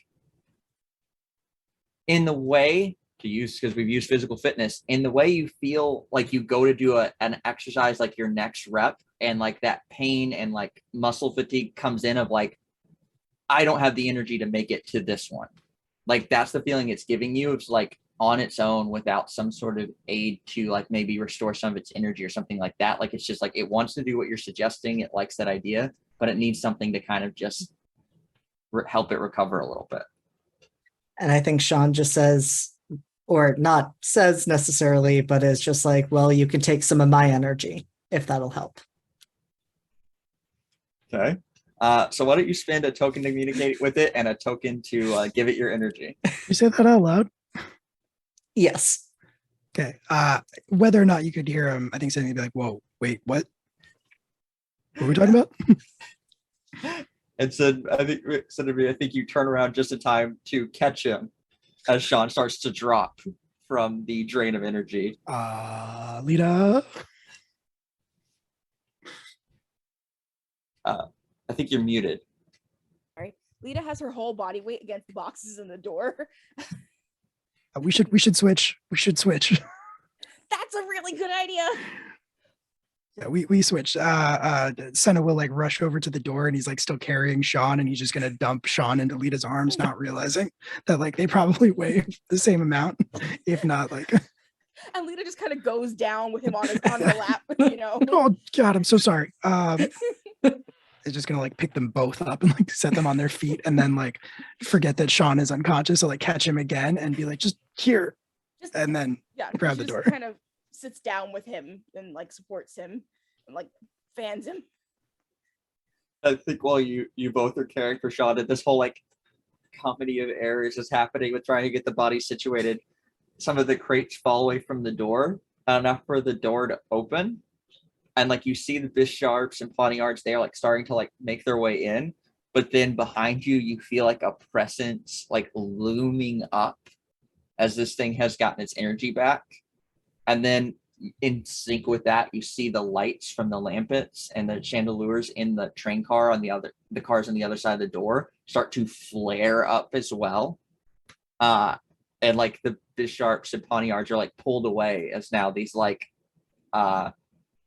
perfectly designed to fight steel type ghost and flame Pokemon start using that ability to attack these Pawniards and Bisharp and just cause all sorts of havoc. And you see a chance to potentially make a break for it. You take his arms, I'll take his legs. Let's go. There's no time for that, and I'm just gonna throw Sean over over my shoulder and like yeah. And I think Senna is just gonna like put his shoulder forward and his head down and is just gonna start charging through the car. I'm gonna run like Velma Dinkley behind him. Amazing. Perfect.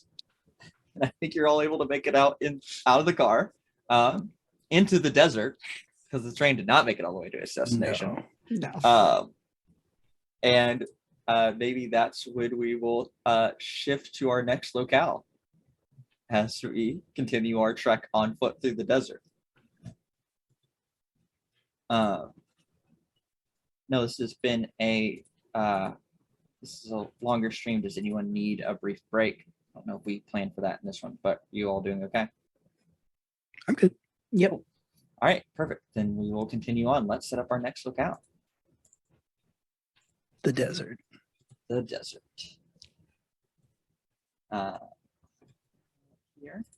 So obviously we know our environment.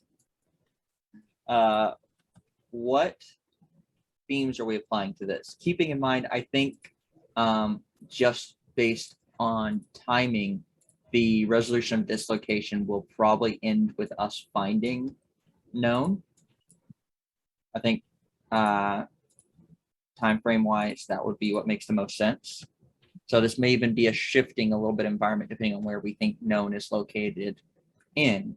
But yeah, what do we think are some traits of this desert, or at least the portion of the desert we are in? And we have rare Pokemon, diverse ecosystem, which just means another specialty type. I think overrun by criminals is still going to be a thing as you are pursued now more actively by Team Meteor. But do we have any other feelings about this area?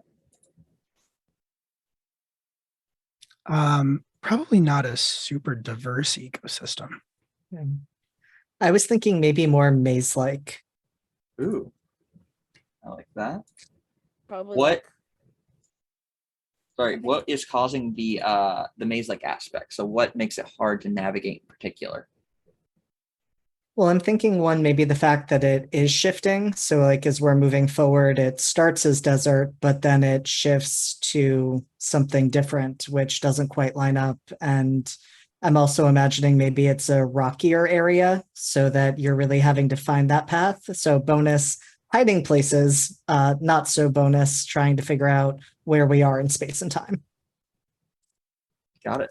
Yeah, maybe it's the desert, but we are currently, when we get off the train, in a canyon or something. Yes. Okay, I like that. Did you have a thing, Kay, for the desert? Oh, I was gonna say that if we're looking for known, maybe there's like a desert ruin, which would Mm. be a good reason why there's all these little rocky bits and things. If we're talking about that, I was thinking about the like library from Avatar, Yeah. like the desert underground library. Because I was sort of thinking like if unknown or like the letters, then it would make sense to me if like known was like a book Pokemon. Yes. That has all of the different types of unknown in it. It's the original Yeah. source. I like that. I like the idea that it kind of floats and it's like constantly turning and like unknown float out of it all the time from the pages. Yeah, this very large floating book. Very cool. So maybe we'll start in the desert and we will at some point enter a desert ruin. Like Sounds that. good to me. Yeah, I love that. So obviously for observed species, we're going to have unknown. What are our types for this areas we're traveling through? Probably fire types, and like rock types. Yeah, ground maybe. Yeah, ground Yeah. better. Yeah. Fire and ground. What are those? What are the lizard? Are they fire ground or something like that? Salamander bastards. Yeah. What am I The thinking of? yeah, not sure lizards. Maybe I'm just like conflating two Pokemon. That's not possible. I know there's an electric desert lizard, but Maybe that's like that's what I'm thinking of. yeah, it's electric based. Okay. You might have been thinking of Salandit, but that's a poison fire Oh, type. yeah, I think that is what I'm thinking of. Okay. All right. So you're traveling through a desert at night. The two thoughts that come to mind from a potential threat perspective are there is Sandal, Crocorock, and crocodiles, because they're always a little suspect. Like it. Yep. And then the other common desert at night one, it's not, I don't know if it matches our typing because I can't remember its other type. Part of it's grass because it's a cactus, but I think it might be grass dart. What is it? They like very specifically pose as cactus and like follow you through the desert waiting for the moment to ambush. That is horrifying and I love it. Yeah, Yeah. that's very on theme for this game. Cacturn, yeah, scarecrow Pokemon. The nocturnal Pokemon rarely moves it during the day. It searches for prey, follows travelers until they become exhausted at night. What is wrong with this franchise? Also, if that wasn't enough, it has lived in deserts for so long that its blood has transformed into sand. Do Pokemon have blood? This is like, Apparently. all right. Well, good. So we will add diverse ecosystem only because that doesn't fit either of the two typings, but also I think is a decent addition there. It definitely belongs. Like, It unfortunately makes sense. Yeah. And then the Crocorock, which definitely checks the ground box. Do we have any fire types we want to add? Oh, what's that turtle one? Torkoal, Yeah, that guy. like that. So some slow Torkoals moving through the desert. Camerupt, is one, right? Oh yeah. Oh, very yeah, good, that's a yes. good one. Yeah. Yeah. Yeah, I think that's a great fit.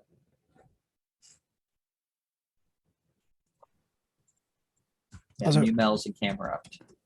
Interestingly, when I was Googling fire ground Pokemon, apparently it's like the it's like an incredibly powerful combo. Mhm. Because they like tip between the two of them, they get like bug, grass, steel, ice, electric, poison, fire, and rock. They're super effective against like all of those. Yeah, that makes sense. But yeah, there's a that one, and I forget which other one of the there's a something dart combo that like, oh, poison dart is really good too. Mm, Like those are mm. two of the like biggest spread ones. Um, I mean, we could Uh, say like Onyx or Sandshrew or something like classic. I was Yeah, also gonna Sandstorm's think as we get to the ruins, is there anything in the ruins besides unknown? Because usually ground types have some ties there, so that would easily fill out the other ground type. If we had like, there's always there's the floating sentries, but those are more psychic. There's Golets and Golurks, which are like the big golem sentries. There's clay dolls, which are like usually found in ruins. All those are kind of old style, like kind of fit with an ancient theme Pokemon. I like it. Yeah. Definitely. Do you want to do clay dolls or Golets as like the guardians of the temple, maybe that you're headed to? Clay dolls Ah. are very creepy. Just Yeah. saying. I was gonna say I know what a clay doll is, so maybe that one. I don't know what that other one is.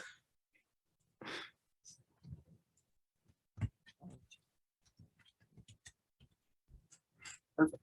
All right, so you've all escaped the train, heading through the desert at night, thankfully, so it's not scorching hot currently. We also, as of note, because it didn't really matter when you were on a train, are now at a point where the weather might take impact. So just a friendly reminder that if at any point anyone wants to shift the weather to gain a token, that is always an option on the table. And what do we think our first scene is as we make our way through the desert? I don't know if you put these down, but I mentioned Onyx. One of my thoughts for like the canyon being a maze was that it's like an Onyx migration path or something like that. So it's just got like all of these like different tunnels and like offshoots and things like that from the Onyx like burrowing through. Ooh, Yeah. I like that. And like maybe the train was going through like one main like set out path, but the moment you're off the train, there's just all these different like Onyx tunnels around. Well, because obviously when the corporation was building this railway, they wouldn't care about the fact that this was like an Onyx like migration center or like a what's the word, like native environment. So they just like built the railroad like directly through the middle of it without thinking about the Pokemon. Yeah. Yeah. That's very on brand. Mm. So yeah, so you start heading down an Onyx tunnel. That seems to be hopefully heading in the right direction. Wow, I wonder what made this tunnel. Don't meet it. I think maybe there's some faint rumbling in the distance, fitting with that question, but not close enough to be concerning yet. Just like Sure, it's fine. Maybe we should hurry up. It's maybe like a jog. You want to jog? Oh yeah. Today's a great day for jogging. there's that cardio. Told you. And I clap Sean on the back. Yeah. How is Sean doing at this point? What do you think? I think he's probably awake, but definitely depleted and like looks physically ill at Senna being like, time for a jog. Are you still needing help? Are you slowing them down with I your fatigue? probably am slowing them down. Unless Senna is carrying me, I am definitely slowing them down. Perfect. I think take a token for that. As you kind of lean into that. And yeah, y'all are moving as fast as you can with these like vague rumbles in the background. And maybe as you travel through these tunnels, what you're seeing, oddly enough, as you look behind you, is like you keep seeing like the outline of like cactus, but like it made sense when you were first entering the tunnel from outside. It's very strange to be looking back down a tunnel that you've now traveled through and still see the outline of cactus behind you as you've like taken paths and turns, but it always seems to be like just the same distance behind you. It's weird for a plant. Is that something that plants do? It's not, and I don't like it.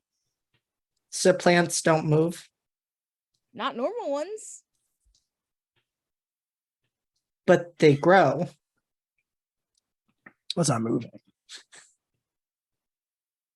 I'm gonna look for a pebble and throw it at it. So you just hawk a pebble at one of the cactuses. Yeah. I think you feel pretty confident that your throw was like spot on, and then like almost imperceptibly, you're like not even 100% sure that it happened, but it feels like the cactus shifts just slight enough for your rock to go past it and miss. And like you feel like you were spot on, and you're like, did that move? Or like it didn't jerk out of the way. It's just this slight like shifting. Oh. Senna's like, yeah, that's probably just a cross breeze. I wouldn't worry about it. And then he looks around and is like, wait a second.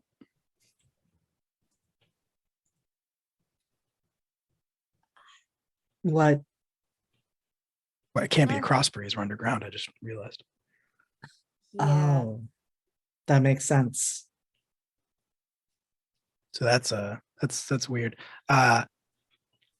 Senna's gonna like take a step closer to the cactus and be like, what are you?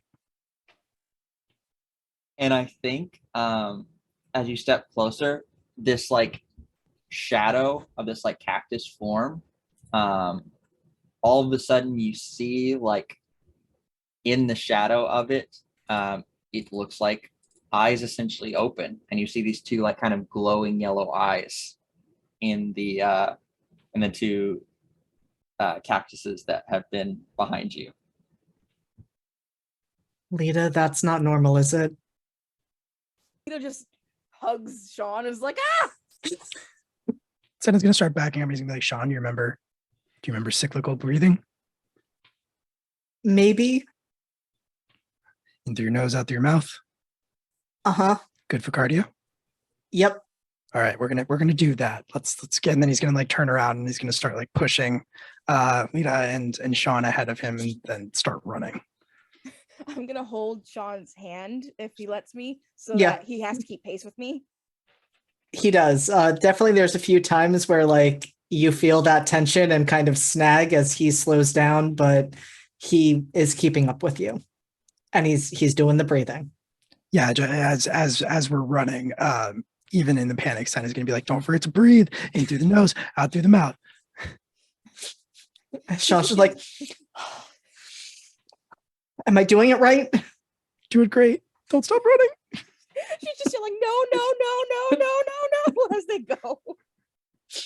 I think as you'll first take off, like you hear like a thud as like a barrage of pins hit the area where you were standing before, these like needles that were launched, and then you see these like awkwardly moving cactuses start to like move after you as you are all booking it away. And are you all going to spend tokens to resolve this by getting away from them? I think so. My idea is that I will spend a token. Senna's going to bring up the rear. Spending a token also encompasses using like Pokemon, right? Mm-hmm. Absolutely. Cool. Yeah. So I think Sean, I switched Sean's Pokemon because I thought this was more interesting. Senna's Pokemon, sorry. It's the anagram thing. I hate it. Senna's Pokemon, I switched Primeape out, and I think I'm gonna use my other Pokemon. So while we're running, Senna's gonna like pull out one of his Pokeballs. and it's like branded, like it's got sponsors around the outside of it, which are now like defunct, but it's still the same ball. And he will like open it like as they're running in his hand, and the Pokemon will start to form out of energy, and he'll say all right, what did I nickname it? Sorry. Where did it go? Yeah, he'll like open the ball and he'll say, all right, DL, I need you to play strong defense. And what comes out of the Pokeball is Phalanx. And the Phalanx is going to, I think, sort of arrange themselves like across his back and his shoulders and basically be like a shield. Awesome. And like block That's amazing. like block the quills or needles, whatever. Perfect. Yeah, I and I'll love spend that. a token for that. If Yeah. we die, you can have all my eyeliner. I don't want your eyeliner. Oh, you were talking to Sean. Does anyone else have something to slow down them? So I think Senna's got you covered from any threats as you are all running away. Does anyone have anything that they or their Pokemon can do to maybe slow down the cactuses a little bit? I'm gonna use my free hand to grab a Pokeball and throw it, and I'm gonna pull out my Lilligant, and she is going to land on my back, much like him, but instead of a shield, it's just because she doesn't want to get left behind. And I'm gonna be like, Duchess, use sleep powder! Use sleep powder! And she's just like, Lilligant! And it like puffs up out of her cute little flower and fades into the back towards our pursuance, I guess. Yeah, I think the sleep powder is just enough to make them groggy as they start to slow down. And you see them like just take the shape of regular cactuses again, and you all are able to get away. And what do you come across next as you are running down these tunnels with probably a little bit less planning in the last few minutes than you had when you started? We probably stop running after a while just because I don't imagine Sean can do it for too long. Yeah, Definitely not. He definitely at some point just like stumbles and like falls to his knees. And it's just clear he can't keep going. As we're like standing there and like doubled over and trying to like catch our breath from it, Senna will very casually like stop his fitness tracker and be like, all right, not bad. And Sean's just like, I'm dying. Is this what exercise feels like? Does it feel like death? Yes. Okay. In a way. But if you don't know what death feels like, how do you know you're living? But I spend all my time with ghost Pokemon. That. You need to. Don't you have like a protein bar or something you can give him? Do I have a protein bar? takes his like rucksack off and just starts like pulling out protein bars left and right. He's like, what do you want? You want apple cinnamon? You want chocolate chip? What are you after? I mean, I can choose. Yeah. Apple cinnamon. Hand on shoulder. Not only can you choose, you have to choose. Oh God. What if I make the wrong choice? That's the beauty of it. There is no wrong choice. Don't listen to him. If you choose wrong, the cacti come back. What? I'll just go with apple cinnamon then. Yes. Apple cinnamon. Apple cinnamon's good. There you go. That won't make the cacti come back, right? That was the right choice, right? He like Senna like looks at Lita and is like, which one makes the cactus come back? She's just gonna pick one at random. That one. He like hauls his arm back and just throws it as far back down the tunnel as he possibly can. It's a good call. It's good that we caught that. It means we're safer. Yeah, absolutely. Honestly, I can't believe you were traveling around one of those. Yeah, I can't believe I didn't know that. It doesn't say it anywhere on the package. That should be illegal. It should be. I think wherever it lands, you just see slight movement as little sand dials like come up out of the dirt, and like one of them like grabs it and then like dives back underground with the protein bar. Brave little guys. All right. We shouldn't stop here though. We should keep moving. How do we know where we're going? I don't know where we are anymore. That's We a ran a lot. well, it's only one tunnel.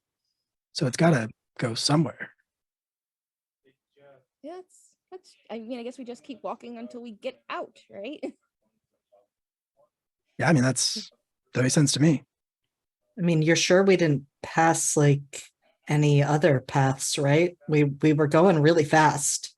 I am absolutely not sure at all. He like shows you his fitness tracker and he's like, we weren't going that fast. I mean, it felt pretty fast, but I guess if you didn't see any Senna, then we're good. Nope. That you didn't see any missed passages. Okay. I didn't see anything. That's because And- you were looking at your fitness tracker. And it is dark. I mean, I think we just keep moving forward. All right, let's okay, quick check. All fingers, all hands, all limbs. Still got my research. Okay. Let's are you okay to move, Sean? Are we running? Hope not. Then maybe. No, you want to do a little light stretching before we run again. We should actually probably all do a little light stretching so we don't get cramps. I hate it, but it's reasonable. Yeah, Senna will lead them through some light stretching, and then we're gonna keep walking. Cool. Yeah, I think y'all head on further through these tunnels as it just leads on. I think there's a faint sloping downward, which is not necessarily the direction you wanted to feel this going. But it is the only tunnel so far. And maybe up ahead, as you're following this path, you see like a faint trace of light, which seems like positive. But also, as you're getting closer, you do all start to feel a little warmer, like progressively as you get towards that light. Is this like Is another furnace? another ghost thing? Is this another ghost thing? I don't feel ghosts. It doesn't feel like the train did. I mean, it feels warm like the train did, but it doesn't feel like the train did. Hmm. Maybe tunnel ghosts feel different than train ghosts. Maybe. Well, we can't go backwards. There's cacti there. That's true. Okay. Yeah. I mean, it makes sense. You go down far enough, you come back up. That's just science. No, it is not, but that's okay. Okay. Well, I mean, that your made opinion. sense to me. Yeah. I'm gonna. All right, guys. Fine. Yes, that's what's gonna happen. Let's go. I think it's forward. I think as you get closer and turn the corner on this light with this progressively escalating heat, right, there's a like sense of tension. But then you turn the corner, and what is there emanating both this light and heat? Just nice little torta. It's a torkoal, just shooting out some bursts of flame as he very slowly makes his way through the tunnel. Aw. That's nice. That's not a bad thing. It's not a ghost. That's not a ghost, right? No, that's not a ghost. Okay. Wait, are you saying there's something wrong with ghosts? No, but we were worried about ghosts. I mean, being shoved into furnaces, yes. Sure. The best news is that this guy can't possibly chase us. He can, just not very quickly. Do you know? Does he hate a flavor? Does he hate a certain flavor? I don't think so. All right, we're gonna have to risk it. You're sure? Oh, our supplies are already too low. That does remind me, how are we getting back? To Well, we're in a desert right now, and as cool as that is, eventually we're going to want to not be in a desert. And I'm not sure how we're going to get back home because there's no more train. We have Yeah. to destroy all the trains, don't we? maybe that was the only, ghost furnace train. I don't think so. I don't think so But either. but maybe.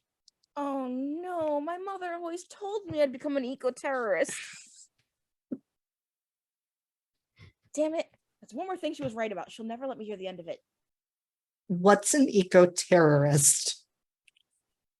It's like a terrorist that's really full of themselves. It's like someone who blows things up for the environment. Those seem like they would contradict each other. I mean, we didn't blow up the train, but we kind of blew up the train. I guess that's true. Does that mean I'm an eco-terrorist? Yes, you should start getting a new identity immediately. Okay, I can do that. What is happening? What are we doing right now, guys? We're picking new names. We need to What? live entirely new lives after this. I think the heat's starting to get to us. I think we should just keep moving. That's fair. One problem at a time, right? Like, Yeah. I'm gonna walk over and pat the Pokemon on the head, friendly, and then be like, let's go.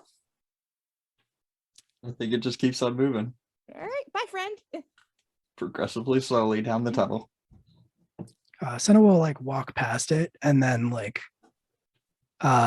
double back as it's moving really slowly and just give it a protein bar. Just hold it out for it to eat. It's gonna be like, here, bud. This is gonna give you energy. I think it takes the slowest gradual bite, and you realize your best bet is probably to just leave it there and let it work on that. Yeah, for I'm a just gonna while. set this down on the ground. You have at it, bud. Whenever you want. Those are fast carbs, so it should be good. Also, yes, chat, we're not going to deal with the ethical consequences of the fact that there was a train full of people left in the desert who also all have to get home. That It's might be fine. that might be where the terrorist part of the eco-terrorist comes in. That's fine. They'll be all right. Yeah. Yeah, they shouldn't have used ghosts to power that train. Then they That's wouldn't have true. a problem. As long as they've all got gigantic Gatorade water coolers, like Senna should be fine. Yeah, standard issue. Obviously, everyone carries those. And I think as y'all head on further through the tunnel, keeping in mind also time, I think might reach the end of that tunnel. And my thought would be it's opening into a rather large underground cavern, in which we see some ruins in the center. Whoa. With branching onyx tunnels all around the edge too. All these tunnels seem to lead to this central kind of place. Well, that's not home.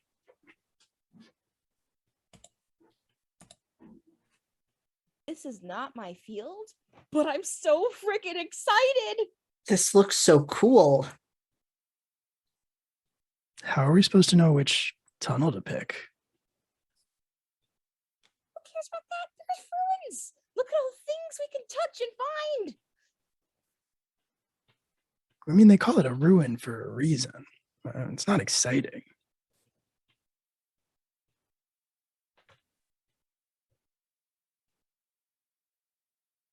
Maybe you can pick up the heavy ruin things, and then it'll be super exciting. That's a good idea. That would be a lot of reps. You need stuff moved? What do you need me to move? He's like already taking his like rucksack off. You towards those ruins. To the what? What is it? She's gonna come over very slowly and then quickly take his backpack and run towards the ruins. I'll follow.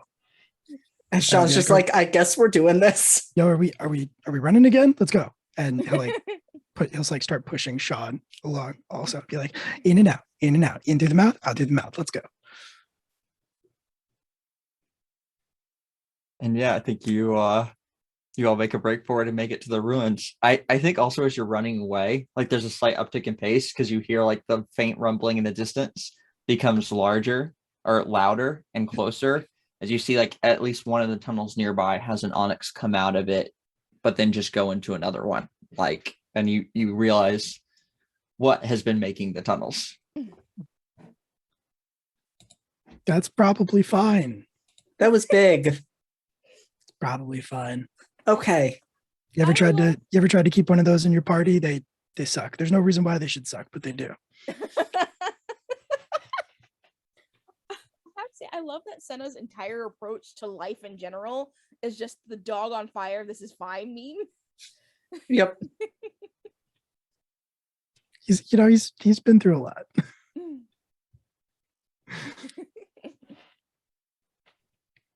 Yeah.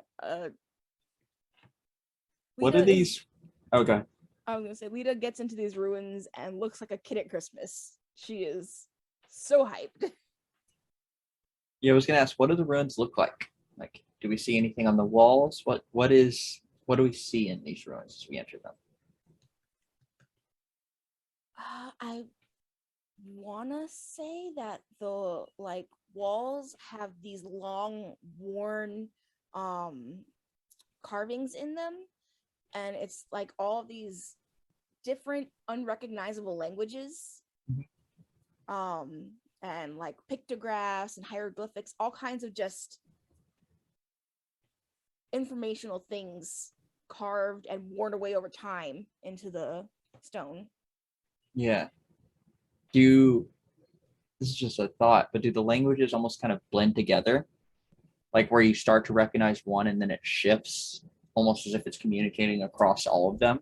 It's like, oh, I know this bit. It's like that's not a word I recognize. Yes, I love and like that. That's great. as it shifts between. Also, while I'm thinking of it, both Lita and Senna take a token for your interaction with the tortle.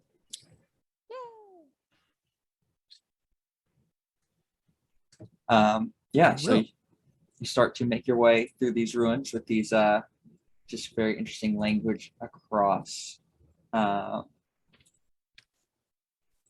gonna say that maybe there's in the center of the ruins, there's like almost a sundial kind of thing where there's like a beam of light coming down from the ceiling.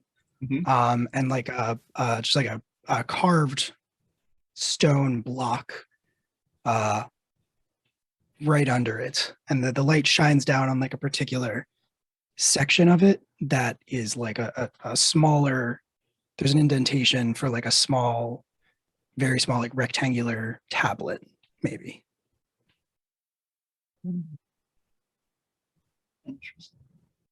Something like maybe what Lita might have brought. Is that what you're thinking, like for a universal translator? Kind of, yeah. I'm thinking that might be like Lita maybe has this little like rectangular like tablet that is also carved stone, and it just has like some unidentifiable script of like just like lines on Maybe it. that's the first thing that she like discovered one time when she was out, and that's the thing that got her started on doing a universal translator in the first place, is that she found this little artifact. Mhm. Um I love that. Yeah. You all find this. What are you doing with it?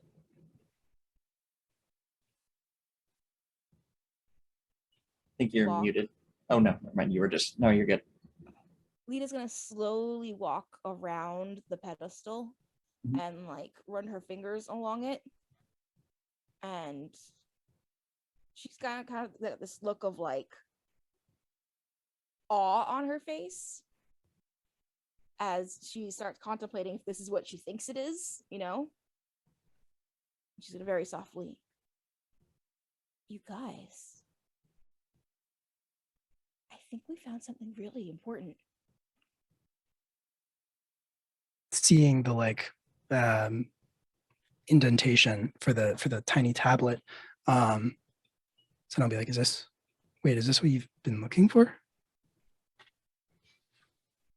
I think it might be. And we're all here together in this moment. That's so cool.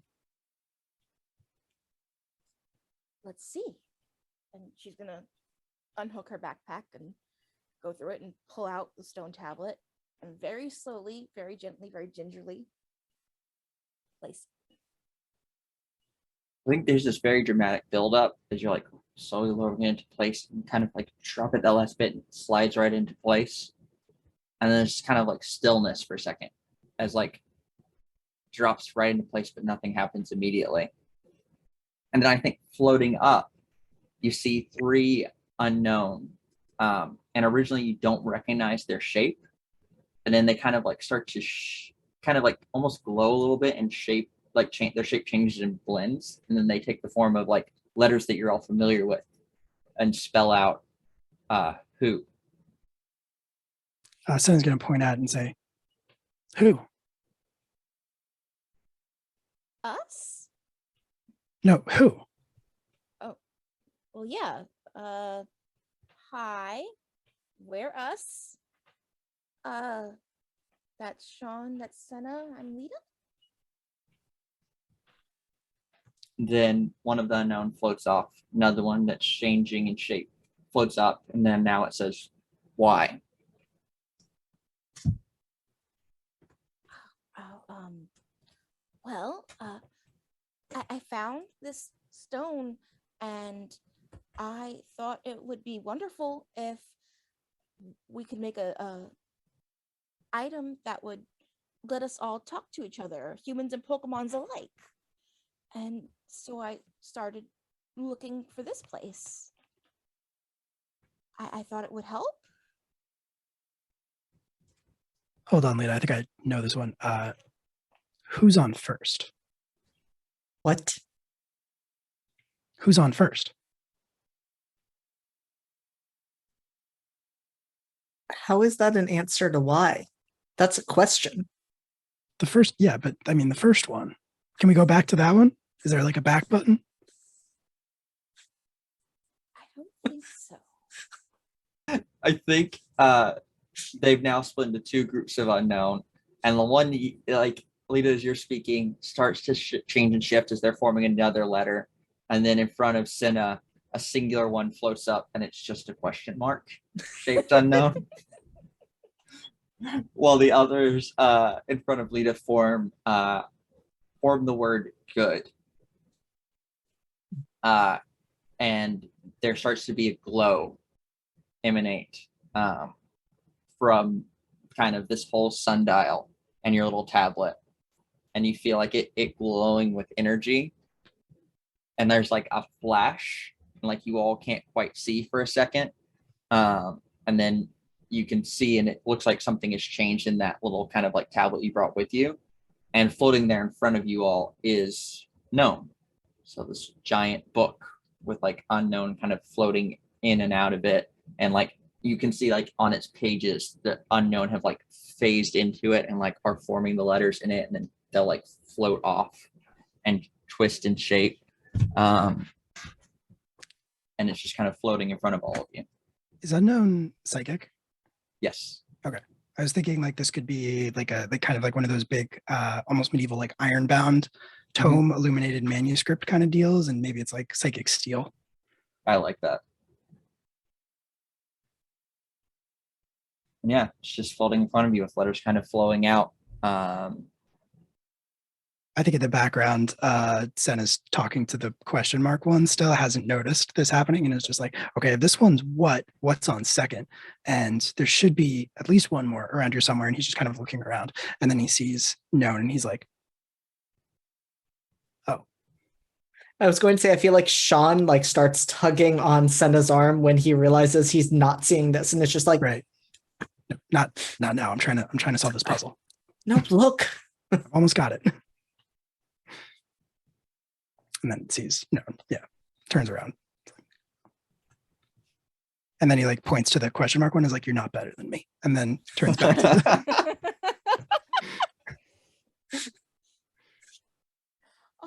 Lena's not sure what to do here, so she kind of awkwardly curtsies. I think there's like a glow around the tablet, and it kind of lifts up and floats back to you. And again, just the unknown kind of shift, but then reform to like good. Okay. Is this your tablet? Because I just found it. I didn't like take it or anything. And good stays there, but then upfloat more unknown, and they spell out take, do, good.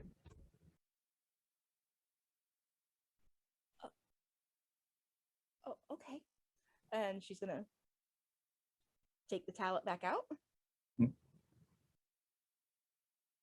And yeah, it's everything you would hoped you were aspiring to be with a universal translator. Like you can just, as you're like interacting it and like you say these words, you see like as you say, like you're talking to known, but you're saying words out loud, you see like the word appear on the screen, and then like letters arise to form, and it's like every different language interpretation of that word appears on the screen.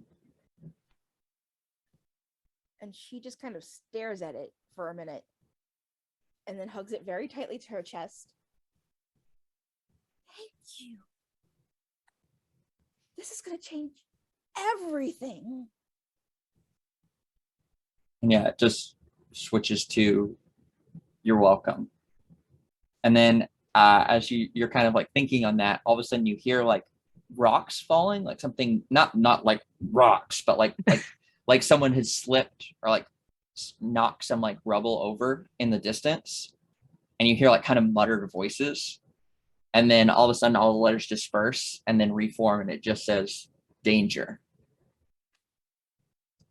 And then known and the unknown start to kind of float away, and you hear voices like kind of like now they're kind of bickering from whichever one slipped, and they're starting to, you can hear them in the distance but moving closer to where you all are at. And they're like odd voices, like they're very like I mean, Will did a better one than I can do off the spot, but very news anchor pitch and tone of like this just in, you are an idiot. Forecast of slippery footing in a cave. Who would have guessed? Tune in next time. That was amazing. That was very good. I think from the other side of the like the altar or whatever, Senna looks very like his it looks very confusing. Like, what's Regnad? And then he like walks around and is like, oh, okay. We should, all right, let's figure this out. I'm gonna very quickly put the tablet back into my bag, zip it up, throw it on. We should Run? hide. Okay, hide. I'd like hide more than run. Can we tell which of the tunnels they're coming down? Is it the one that we came down? Yes, it is the one you Okay. came from. All right. Well, we don't know where to go. I mean, any of these tunnels could lead us anywhere. Can the book, can that thing tell you where we should go? Or do we like make a stand here? I don't think it does that. I just think it translates. I mean, it's a danger, Well, no, they said danger and then they left. which is Regnad spelled backwards, in case you're wondering. I'll keep it in mind if I ever Oh. write a novel.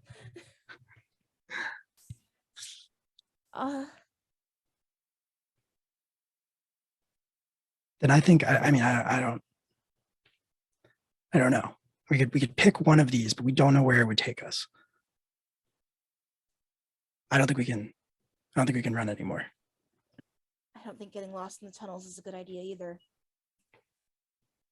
No, the only one we know where it goes is the one they're coming down. So I think we got to make a stand. Oh boy. Okay. Are we gonna die? This is Pokemon, kid. You can't die. People die all the time. Have you ever been to a hospital? What's a hospital? Okay. I'm scared. I'm still not clear on the death thing. Yeah. Also, actually, valid question, Pokemon. Nobody is. What and where is a Nobody's hospital? clear on it. Senna's gonna say, "All right, here's what's gonna happen. I'm gonna be the first line of defense, and then Sean, to get past me, you're gonna have to take care of Lita. Number one thing we have to do is make sure they don't get their hands on the tablet. Okay. So I'll be the first line of defense, and then you two, if you want, try to hit them from farther away." I'm gonna give Sean my backpack. Okay. I'll trade backpacks with you. You're the youngest. If something goes wrong, get out of here. Okay. I'll try. I'll keep it safe.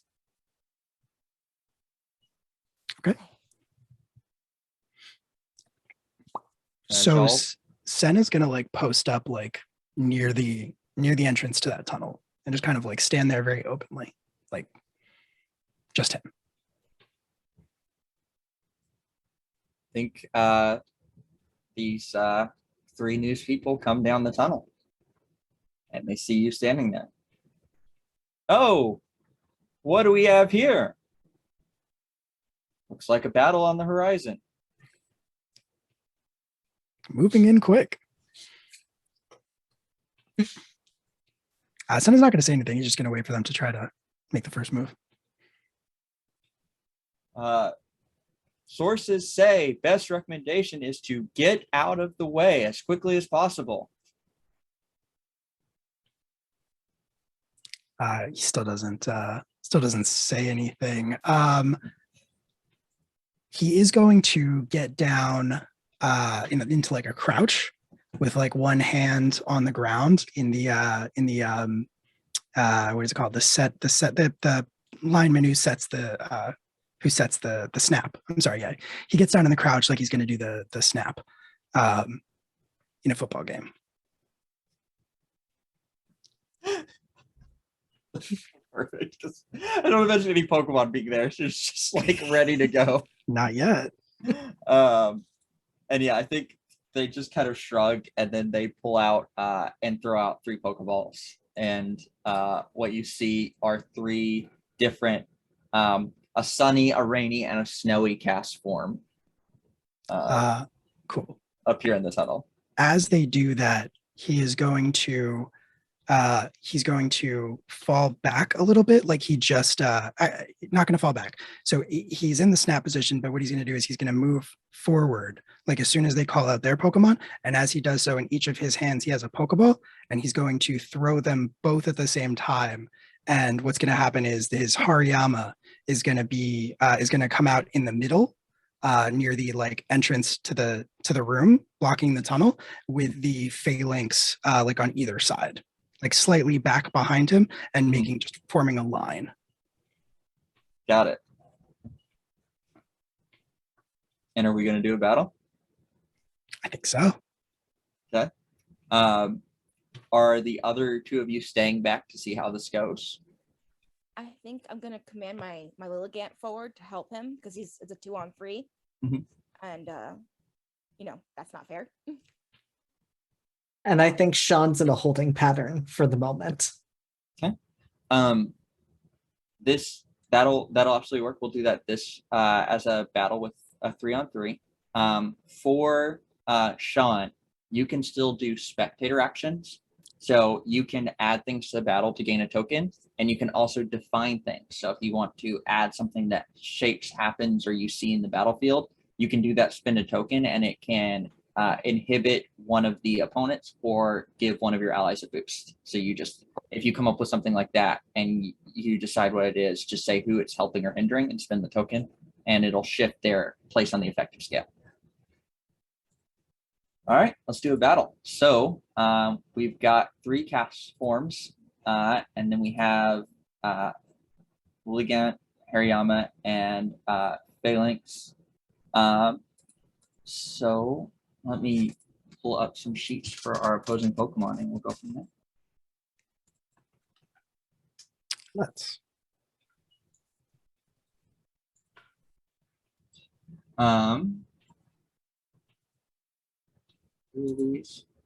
So the first thing, also again for people who are watching who are not familiar with how battles go, so the first thing we're going to determine is initiative, and then we're going to determine everyone's effectiveness, and then we'll jump into there.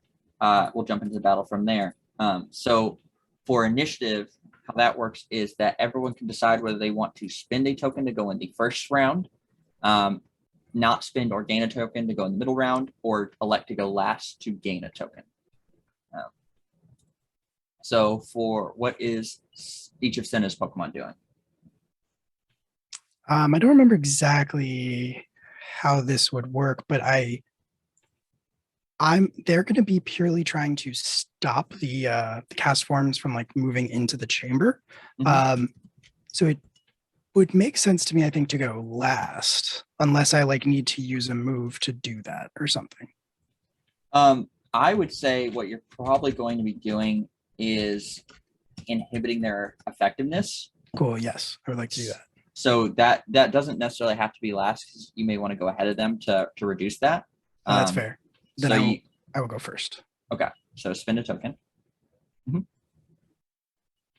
I think you're muted. Nuh-uh. Oh, it just wasn't picking you up. Yeah. That's weird. Okay. Zoom has like a pretty strong noise gate. Okay. So I was kind of hoping to go first because then my Lilligant can hide behind your guys. I will go second. So yeah. Spend a token. So Lilligant can go first. And we'll have your 2 be neutral. And then the cast forms. Let me figure out first their difficulty. Put my sheet here. I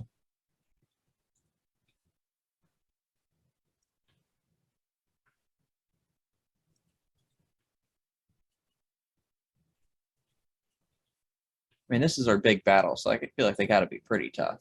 Probably. I think that's fair.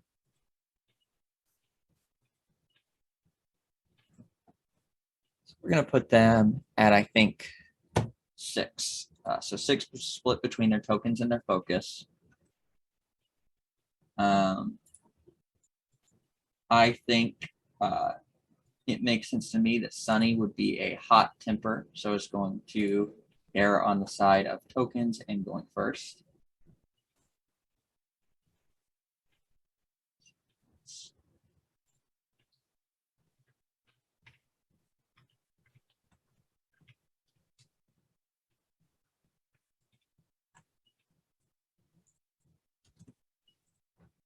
The rain will go in the middle. So they will have rain 3.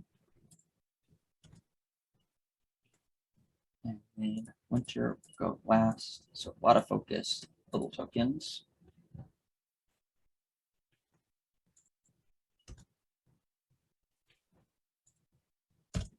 All right. So for the people who elected to go first, how many tokens do you have, Lita?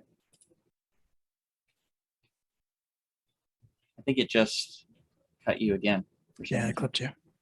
So weird. Okay. I have 2 tokens. Okay. So you have less than the Sunny cast form. So you do get to go first because we do tiebreakers based on tokens. So you can go first. Let's do effective scale though. So you are a, what is Lillian, just grass, or is it grass and Grass, I'm pretty just sure. grass? So you are a grass type. I don't, oh wait, one of them's water. Because rainy is water. So you shift up for one, but fire is resistant. So you shift back down, and then ice is neutral. So you start at neutral. Okay. So Lita is keeping her distance, but maintaining an eye on the situation so that she can issue, hey, do this. And Duchess Lilligant is going to move forward, and Lita's going to be like, use Vine Whip. And Lilligant's going to sprout long vines from her little leaf hands, and just whip at them, like at the middle water cast form, in a flurry of like, and then she's going to very elegantly spin around and go behind Senna's Pokemon. Perfect. So you're spending one token to inflict one harm. Yes. All right. So let's here cast form.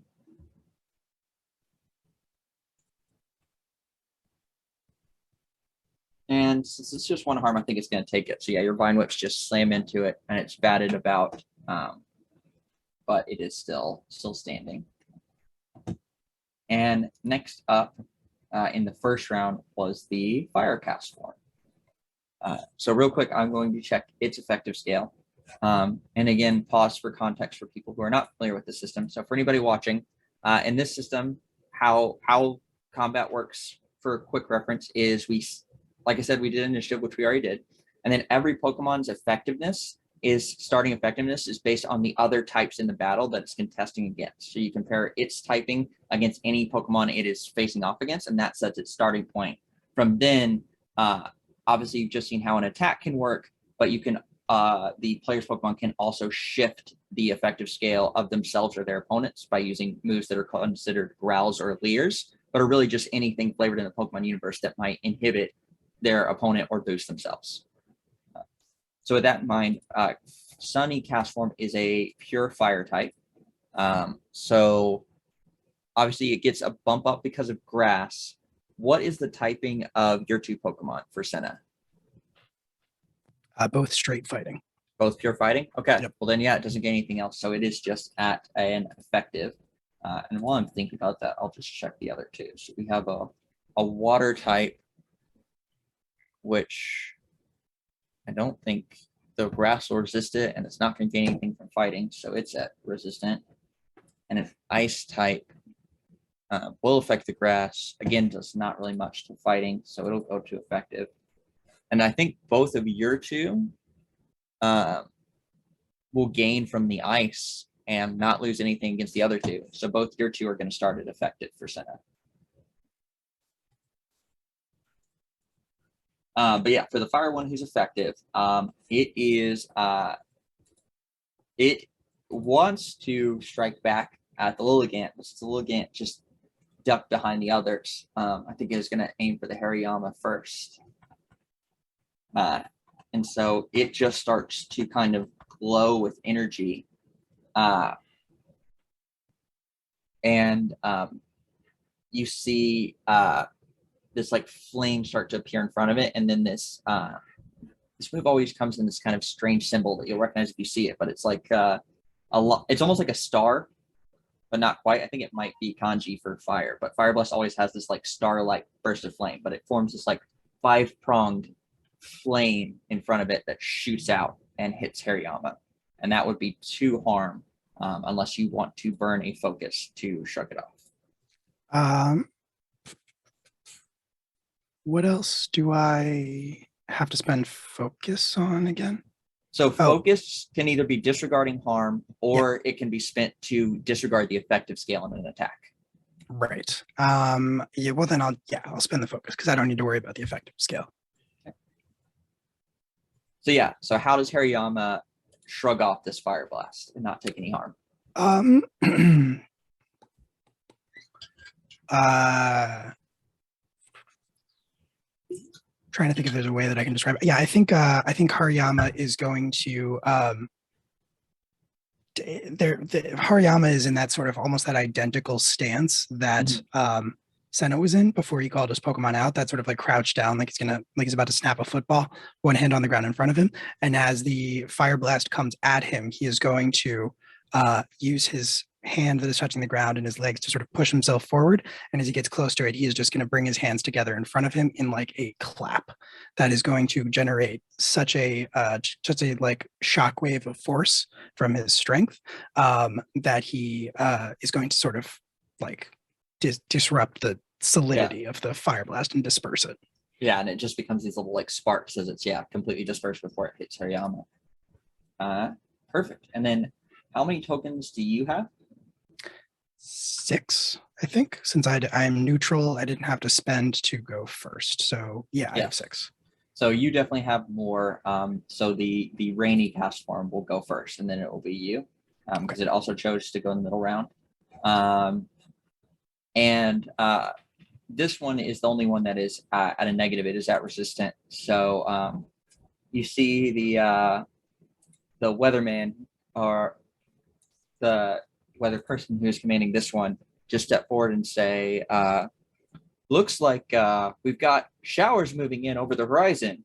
And this little cast form is going to start wiggling back and forth. And then storm clouds are going to form overhead and start to rain down. And it's going to do a rain dance, which boosts it to neutral.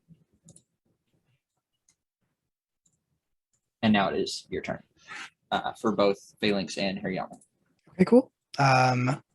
In both cases, Senna is going to say, he's going to call out to them, and he's going to call out to the Hariyama first. He's going to say, blue sky. And then he's going to say to the Phalanx, DL. And then to both of them, endure. And in both cases, I don't know if we can do this because I know you said like a growl / leer move. I think neither one of them really has one of those. But my goal with this is to reduce the effectiveness of the other Pokemon, of the cast forms. And how are you intending to do that? Do you have a way in mind that you're thinking it would happen? Is it just them getting stronger or like buffing up, or what are you thinking? In my mind, they are literally making a wall. Like it's like in a football game where like the two sides meet each other and they are just like holding strong against the cast form. And like, no matter what the cast form do, whether they use like water moves or fire moves or whatever, they are just not getting through this defense. Yeah, absolutely. Yeah, no, so that would still be a growl. Because a growl is just anything that reduces your opponent's ability to inflict harm. So in this case, you're bulking up and preparing for the hit, which would work the same way. So that we'll treat that as them each doing a growl, which in this case would drop at least they could each pick one cast form to drop the effectiveness by 1 scale, since neither of them are like sabotage specialists or anything. They are both sabotage specialists. Oh, they are? Both? Yes. I gave them both sabotage. I don't know if that's like okay, or if I would have had to spend something for that, but you would have had to spend XP, which that's fine because we didn't really do that for you because of obviously the last minute jump in. So if you want to drop your tokens by 4, which because you would have had that XP at the start, you can drop your tokens by 4 now and say that's what you spend it on. Okay, sounds good. I'll do that. Because all that XP went into tokens anyway. So so perfect. So with them being sabotage specialists, that means they can affect all opponents, which means you just completely trash the cast forms because they both all the cast forms just drop to super resistant, which means they either got to spend some focus or a lot of tokens if they want to do anything. Oh, actually, no, some of them were effective. So only some of them will go to resistant at least. But so the snowy one drops to resistant. The rainy one's going to drop to super resistant. And the sunny one, who is also effective, will drop to resistant as well. And then the last is the snowy one. And I will say also, like, I think the way it looks is Hariyama is like front and center. And like, as they're trying to move by, his like big sort of like glove-like hands are kind of just moving all over the place, kind of like blocking them here or there. And anytime one of them does get through, the line of phalanx in the back is just constantly like rearranging itself and like restacking itself to like create like temporary walls essentially. I love that. Nice. Way cooler than what I was thinking, where I just kind of pictured them flexing in order to intimidate the enemy. Oh, I mean that works too. They're probably doing a little bit of that. And then I think the snowy cast form will start to sway, and its trainer calls out, looks like we have the rain taking a turn for the worst. Recommendation is to take cover. And the rain is going to start to shift into hail and start raining down. I'm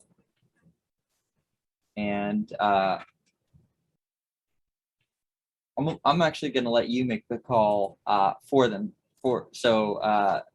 Senna, which is that being caught by your Hariyama or your Phalanx? Because one of them is going to take the hit for that.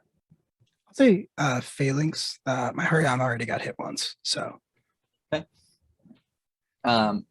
Spend a focus. Yeah. If you want to ignore the damage, otherwise it would be 1 harm. I do want to avoid the damage. Okay.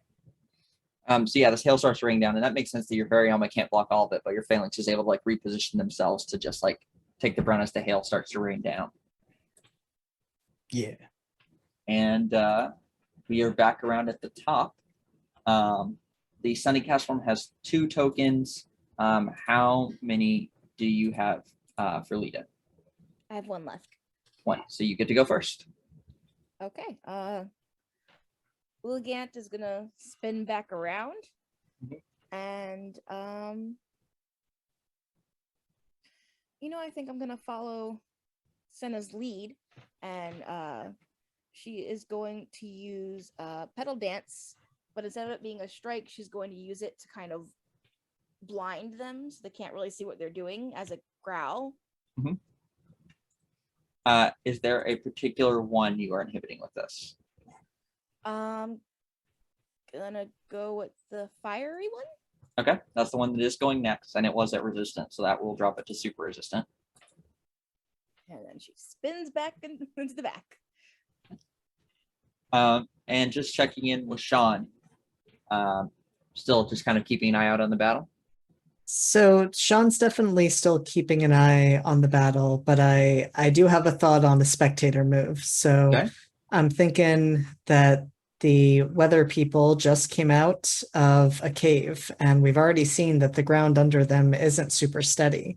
And I'm wondering if as this fight is going on and hits are being landed, if the ground beneath their feet starts to get all the more unsteady and might cause one of them to slip. Okay, I like that. So why don't you spend a token? And I think that would make sense to probably drop the only cast form that's not a super resistant, which is the snowy one, down as well. So you can spend a token for that as you kind of notice that, and the trainer commanding that cast form, loses their balance and is not able to command them as effectively. Nice. And then we will go to the fire cast, the sunny cast form. It doesn't have enough tokens, so looks like they're probably going to burn one of their focuses as they start to gather energy again. It looks like they're going for the same fire blast, but with the rain and the hail and everything else getting a little messy, it ends up being more like just a short burst of an ember that flies out. And this time, I think that's a more direct attack. So Hariyama's going to take the brunt of it, and that would be a singular harm, unless it still has any focus left, which I don't believe it does. If you gave it a roll. Oh, I'm sorry. Yeah, me. No, I don't. If it has what? You used your 1 point of focus, right? Because you didn't upgrade their focus. You I gave only them a roll instead of giving them higher focus. Oh, I only get 1. Oh, I thought I got 5. Yes, I have used 1 focus on each of them. Okay. So then you would take 1 harm.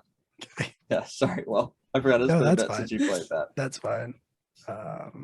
So I am weakened? Weakened. Okay.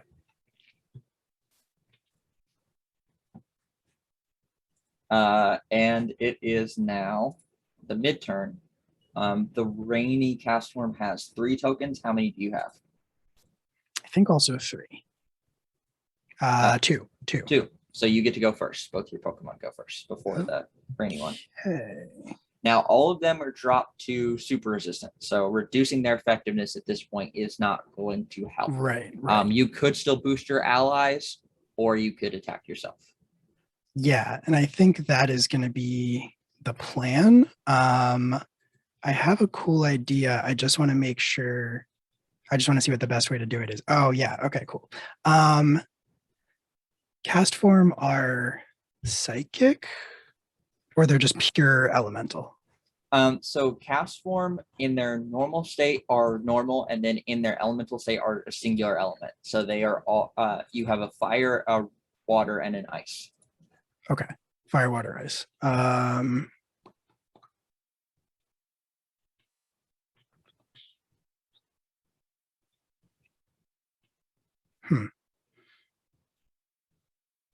Okay. I don't think I'm gonna be able to get a type advantage with either of my Pokemon. I don't think I have any of those moves, but I have a really cool idea. So I'm gonna do Sunny's gonna do a combo attack, and I think we're gonna go after the. We'll say the ice one has already been hit, right? By Let me double check. I know. I have the So water one. yeah, the water one. Yeah, the Rainy one is weakened. The Okay. ice and fire are still healthy. Now they all have focus still of some variety, but at least Gotcha. one of them has been hit already. The Rainy one. Okay. All right. Well, I'm going to try this combo idea that I had and target the water one again. We'll just gang up on that one. Pick them off one by one. So Senna is going to say he's going to call out a football play. He's going to yell like blue 42, blue 42. And then what is going to happen is Hariyama is going to abandon the defensive position and drop back.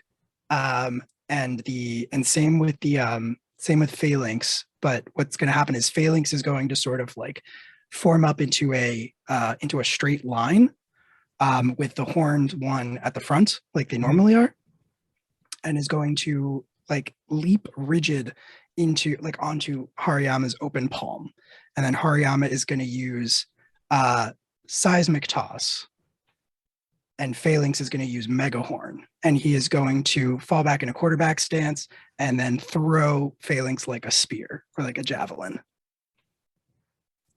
Yeah. I think that's perfect. So they're both attacking that one. Yes. You're spending 2 tokens. Yep. And you are effective right now, right? I am. So that would be 4 harm heading its way if it does not do something. So I think, and it is already weakened because it took hit. So either of those would knock it out.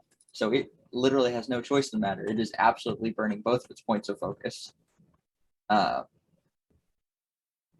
And I think you see it start to panic as this is launching towards it, and it starts to spin very aggressively. And what it does is it's going to use Hurricane as it creates this like forceful winds around it to like redirect the Phalanx so they don't hit it. But in doing so, it burns 2 points of focus and is down to just 1 focus remaining of it starting like 3 it had. Okay. And next up is it. And it is in a pretty rough point of burn its last point of focus or burn every one of its tokens for 1 attack. Or it can do a growl or a leader. I think it is actually, so the rain has shifted to hail. I think now this thing starts to spin and dance again, and it starts to shift to a mist, which starts to obscure the ability to see on the field. And it is going to, Lilligant is actually going to shift because it is, since Lilligant's been kind of fighting from a distance, it's going to shift 1 stage down its effective scale. Which, were you neutral? Yeah. So now you're resistant. Okay. Does that mean that it is ghost type also now? Because as we previously established, mist and vapor is water ghosts. It has a ghost type move. Okay. If it was pure ghost, it would be in the train mines as fuel. That's a good point. And now we are on to the snowy one, which is looking healthy, but it's still super resistant. But it has some focus to burn, so it will burn a focus, and it's going to start to work up a blizzard. And I think also because of the nature of like this kind of like snowstorm that starts to form, it's going a little bit around the guard. And also the guard has frankly been broken up a little bit for the first time now that Hariyama and Phalanx went on the aggressive. So it's also going to get a chance to target Lilligant with this kind of burst of snow. And so that would be one harm unless you want to burn a focus to disregard it.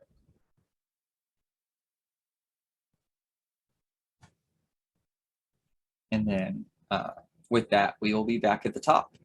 So Lilligant or the Sunny cast form. The Sunny one has 2 tokens. How many does Lita have?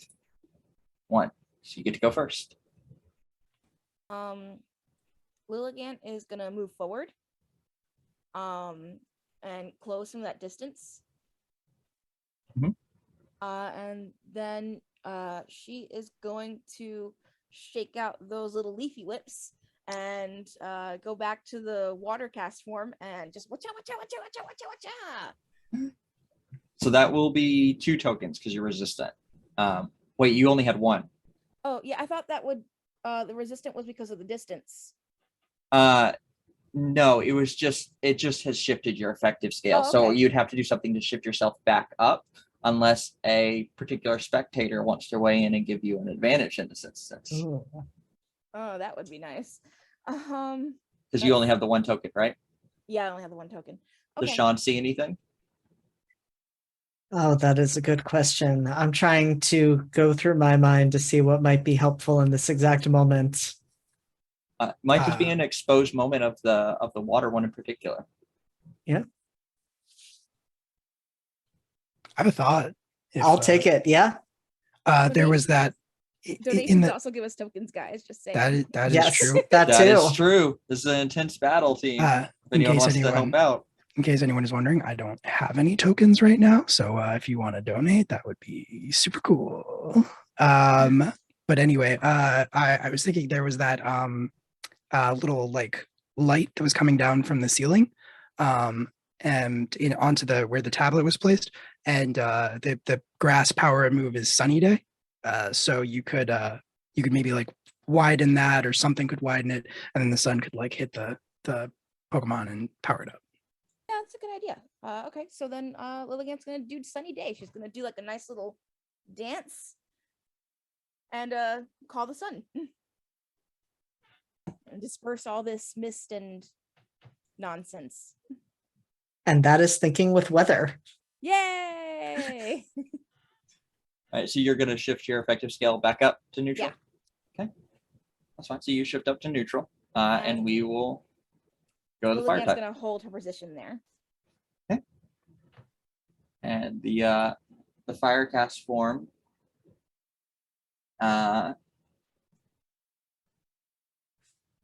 also in dire straits. I think it is going to kind of follow your lead, and it's going to shift itself up to resistant by starting to like shift over into the sun and draw in some of that energy to shift itself back up. And then Will, you have no tokens for Senna? I am tokenless. Well, then you are definitely going first ahead of the rainy cast form. So I would have to. You can Correct. rest, or you can growl earlier.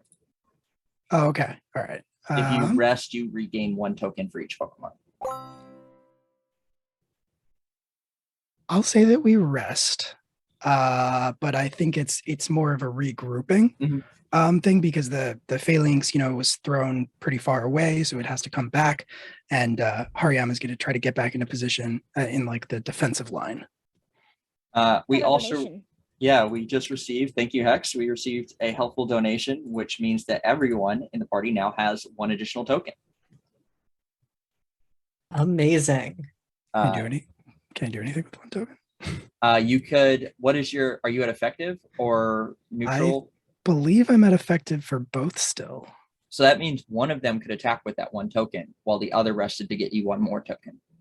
I like that. I think that's a good move. And I think it's thematic because like Hariyama gets back into place while the Phalanx is regrouping, and then Phalanx, they can like keep switching that way.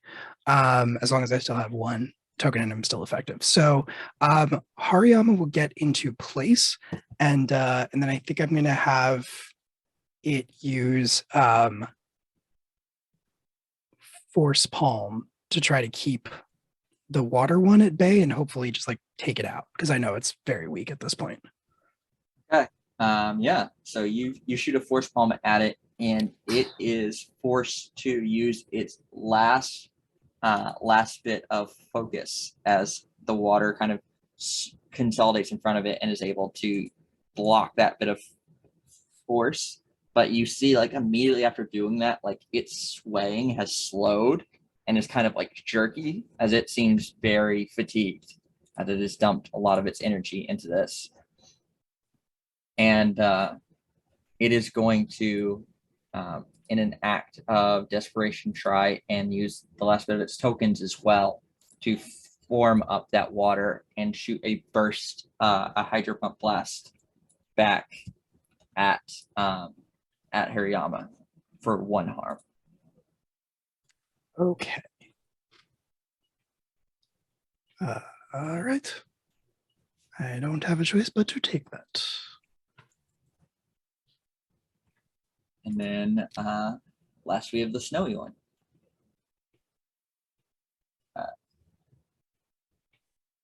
Also super resistant.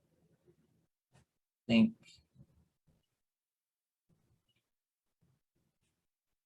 this one is it's going to things kind of reset. It's going to shift back to the hail approach from earlier. So it's just going to start swaying again. It's burning a focus to drop hailstones down on you all, hitting the phalanx again for 1 harm. Okay. And then we're back up at the top. How many tokens do you have now? You have 2, Lita? Okay. And the Sunny cast form has 2 as well. Ties go to the player, so you get to go first. All right. So we're gonna target the water cast form because that guy's been a jerk this whole time, and also is super weakened. And now that I'm at neutral, I can vine whip that mofo to death.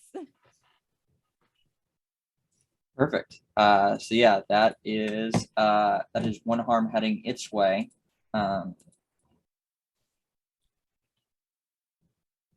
Which will be enough to drop it to critical. Nice.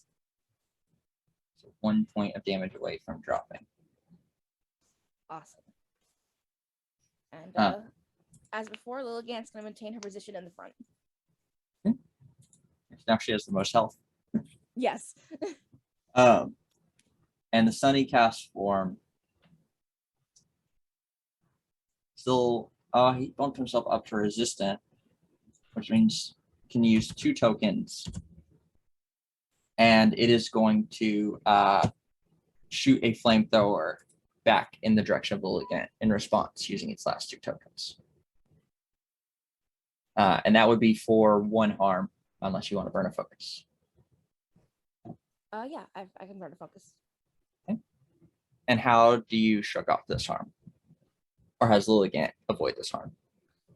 Lilligant is just very swayy and dancey, and so when this blow comes towards her, she just kind of puts her arms out and does this very pretty little spin on the spot, leaning backwards, and just kind of lets it go past.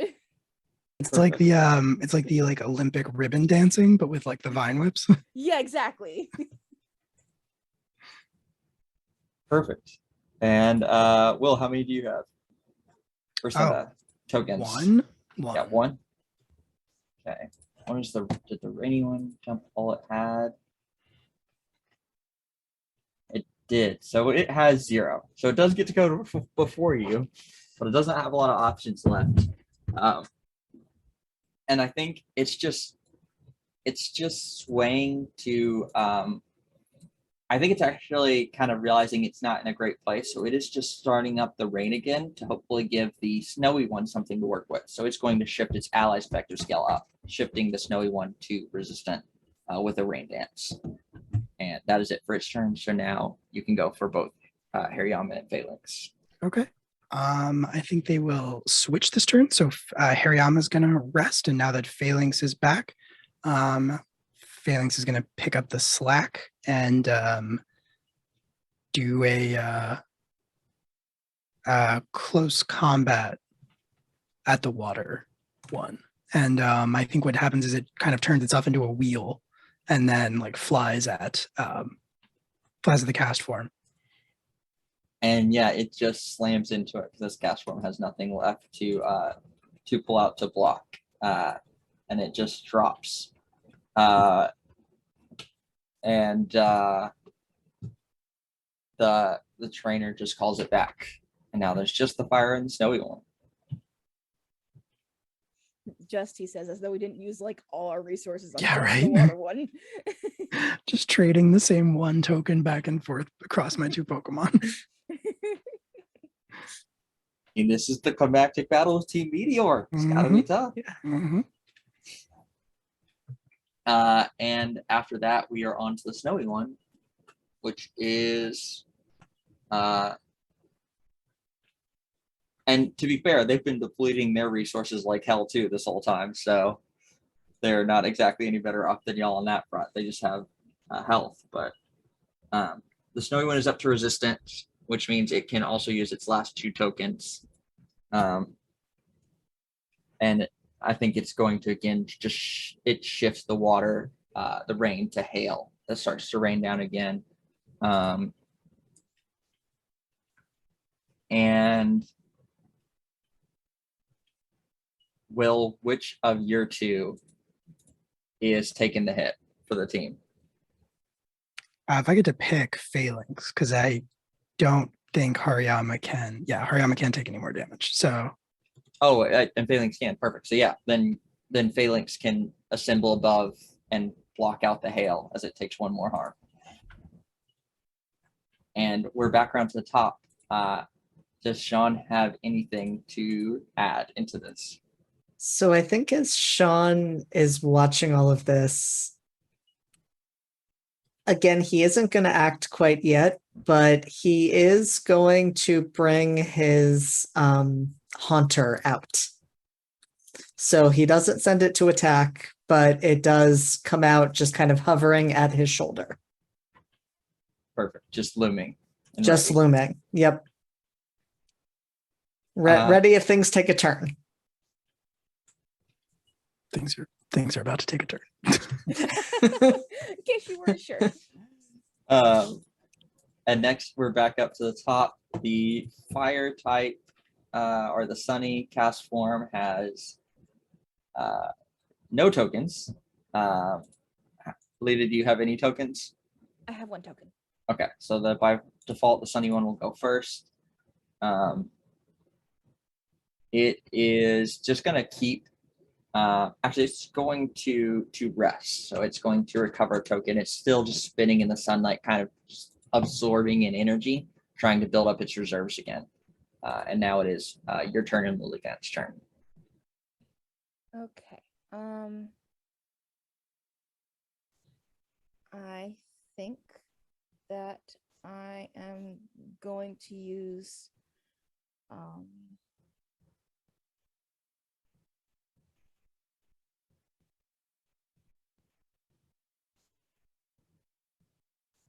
sorry, give me like half a second. No, you're good.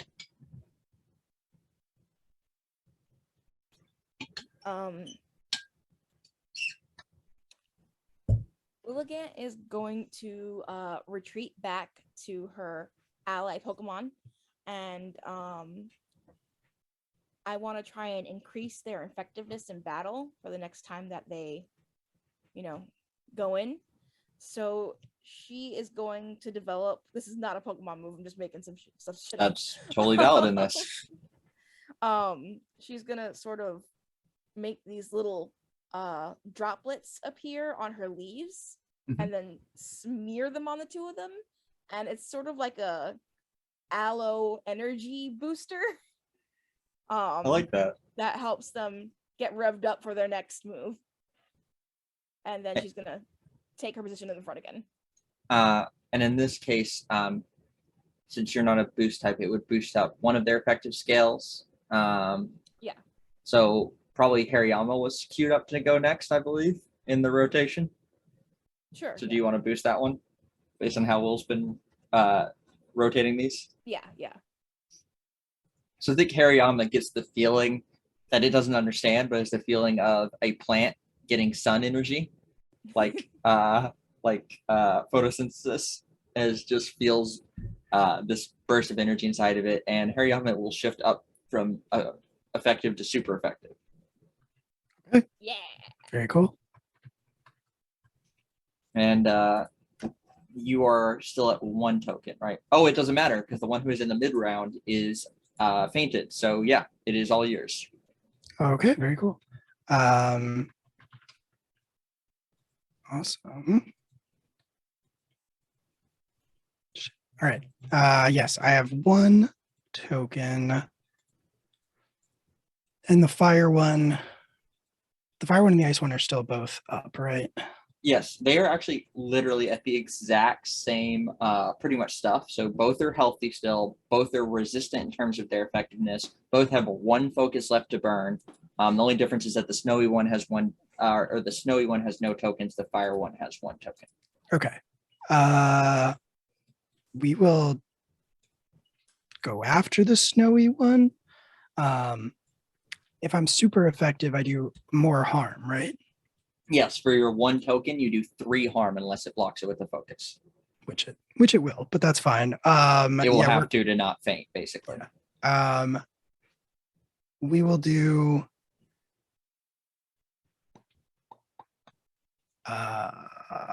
let's do a vital throw. That sounds like fun. Yeah, so I think you grab it and just like leap and throw this cast form to the ground, and it at the last second manages to pull in enough snow to like cushion its fall. So it just falls into a pile of snow rather than getting slammed directly into the ground, but it does burn up its last focus. As Hariyama spikes it, he does a touchdown dance. Perfect. And we are on to the snowy one. That was just slammed into the ground. Has no tokens, no focus, and is resistant. So what does an ice Pokemon do to recover? No angels? Yeah, because it's just it starts to actually, I think maybe you hear a touch of frustration in the trainer's voice as it starts to rest by just playing in the snow. And you hear like a frustrated forecast did not include time for play. Recommend that anyone involved focus on this current situation. And it is back around to the Sunny cast form and Lita. Sunny cast form has 1 token. I also have 1 token. Okay, well then ties go to the player, so you're up. Cool. I'm at neutral, so I'm gonna use my last token to go over there and do my ribbon dance vine whipping. On the Sunny or the Snowy one? I'm gonna go with the snowy one. Okay, so We that don't one like has fire. We're gonna leave that for other people. very fair. So the Snowy one has no way left to block, so it's dropped to weakened as you slam your vines into it, and it quickly stops making it snow angels and gets its attention back on the battle. And the fire one I think it's realizing that they're in a pretty desperate position, so it is going to actually burn its last focus and that one token it just recovered, and able to try and get you off of its friend by shooting just it manages to take every looks like the last little bit of energy it had in it to build up one of those big fire blasts again and send it heading towards your little Gant. I'm gonna burn another focus. I put my XP into focus. So Yeah, I remember seeing that now. Yeah. So yeah, how does it avoid the fire blast? Is it just a dodge again? It's a dodge. Lilligant's like, watch out, and then looks at and flips her vine whip in another direction and pulls herself out of the way. Nice. And the fire just slams into the ground next to the pile of snow, and snow all just melts into water. Oh, the poor cast form. And now we're on to Senna. Okay. Just the fire one left, right? No, the snowy one has taken damage, but Okay, gotcha. Since Lilligant was just neutral, it was just one harm. Okay, cool. Then I think we're gonna do Hariyama again, just because Hariyama is super effective. Or wait, Phalanx is super effective? Phalanx is super effective. No, Hariyama is super effective, but because Phalanx is effective, if you're attacking the snowy one, either one can knock it out. So if you want to keep with your theme, you'd actually be fine if you're attacking the snowy one. Okay. It just needs 2 harm to go down. That's fine. Then we'll do that. Hariyama will farm the token for next round, and then Phalanx will use Headbutt. Perfect. So yeah, your Phalanx just line up, slam their head down into this starting to get itself together cast form, and the snowy one goes down as well. Now there's just the sunny one. And it is back around to its turn. It has no tokens, but Lita also has no tokens, I believe. No tokens. So you get to go first still.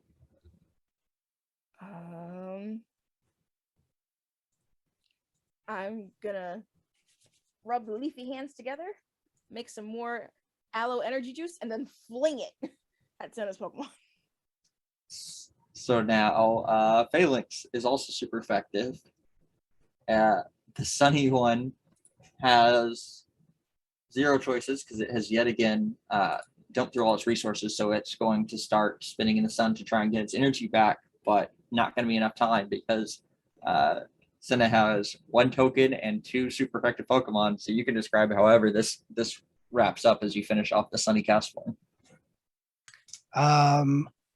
I think Senna's going to call the same play they did at first, and do that javelin toss thing, because I think it's neat. Yep. And it's going to be Headbutt and not the move that I originally said, because that's Mega Horn, because that's a bug move and that's not effective against fire. So yeah, Headbutt, Vital Throw, and the Phalanx passes right through the Firecast form.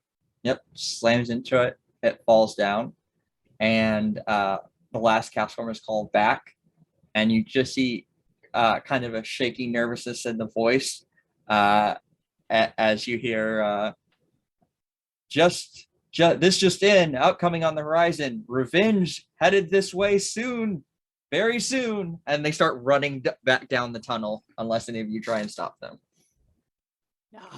No, I was going to say Sean might send his Haunter just to chase them, but well, he does not try to stop them. On that note, you hear a wave of energy kind of behind you, and you see some unknown kind of shifting around, and then you all see coming you all are out of the way of this, but an Onyx comes all of a sudden barreling out of one of the tunnels and then follows down that exact tunnel, chasing behind them. Amazing. I was gonna say that Senna is gonna throw and try to land into one of their pockets or something. The last of the protein bars he has that Lita said attracts the cactus Pokemon. Cacturn. So yeah, you're able to do a long toss and right in the back pocket, the Cacturn attracting protein bar. Yeah, absolutely. And then from the mouth of the tunnel, because we won, Hariyama just starts dabbing. Perfect. And yeah, I mean, obviously white to however it works, but I think you all are able to, with some help from maybe known and the unknown, make your way up out of the tunnel and make your way back to civilization with this device that will change the state of your region as you know it. We did it. We did it. I'm so proud of us. Hell yeah. Good job, everyone. And yeah, I think that is, unless anyone else has anything to add as a final note, I think that is it for our story. I would like to add Mhm. that if we ever come together to play this again, we absolutely have to go do the eco-terrorist stuff. Yes. We have to save those ghosts. We have to do more. Yes. Yeah, it'll just escalate to way more gritty next time. We'll hard cut in tone. Absolutely. Senna definitely still thinks it's ego terrorist, though. Yes. Fantastic. Also, the only other thing I want to point out is that when I was declaring the triggering system for summoning unknown, that was 100% a library card getting scanned. Amazing. Fantastic. I see, I believe Lion has just rejoined us, but do we want to do final, like, kind of cast, where we can find you again, just around the group one more time before Lion takes us out? Sounds good. I don't remember the original order to do reverse order, but JD, why don't you take it up to start? Sure. I will leave the Live from the Apocalypse stuff to Will, but you can find me with Live from the Apocalypse as a cast member for both Class Reunion and Academy H, which I will put the plug in. We will both have a podcast dropping and an episode streaming for the next podcast tomorrow. And you can find me personally at the handle JD, not Jason Dean, on both Twitter and Instagram. So you have a play coming out. I do. Actually, it is airing tonight and tomorrow. So I am also in a show, The Summer People, which is airing through Shakespeare Theater Company. Oh, cool. And I will have another one coming out, both that I directed and acted in a series of shorts that we're doing next month for the paintings of Edward Hopper. And Will makes a cameo in that. That's so awesome. Perfect. Will, you want to go next? Sure. My name is Will.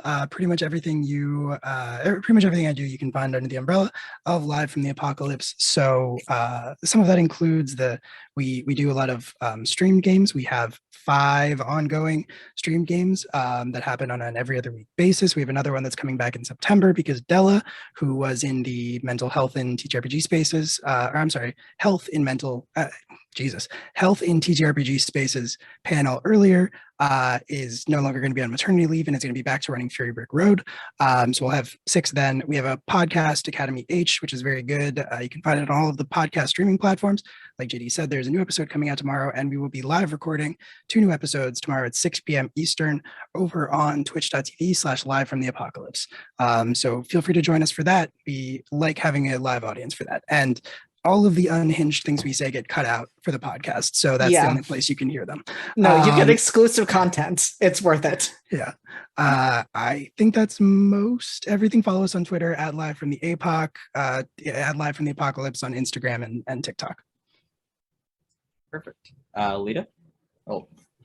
Hi, I'm Kay. I'm not nearly as cool as these guys. I play a robot on DTA and it's pretty nice. And that's about it for me. That's sick. I don't play a robot. I know. I'm jealous. Yeah, added that to the list.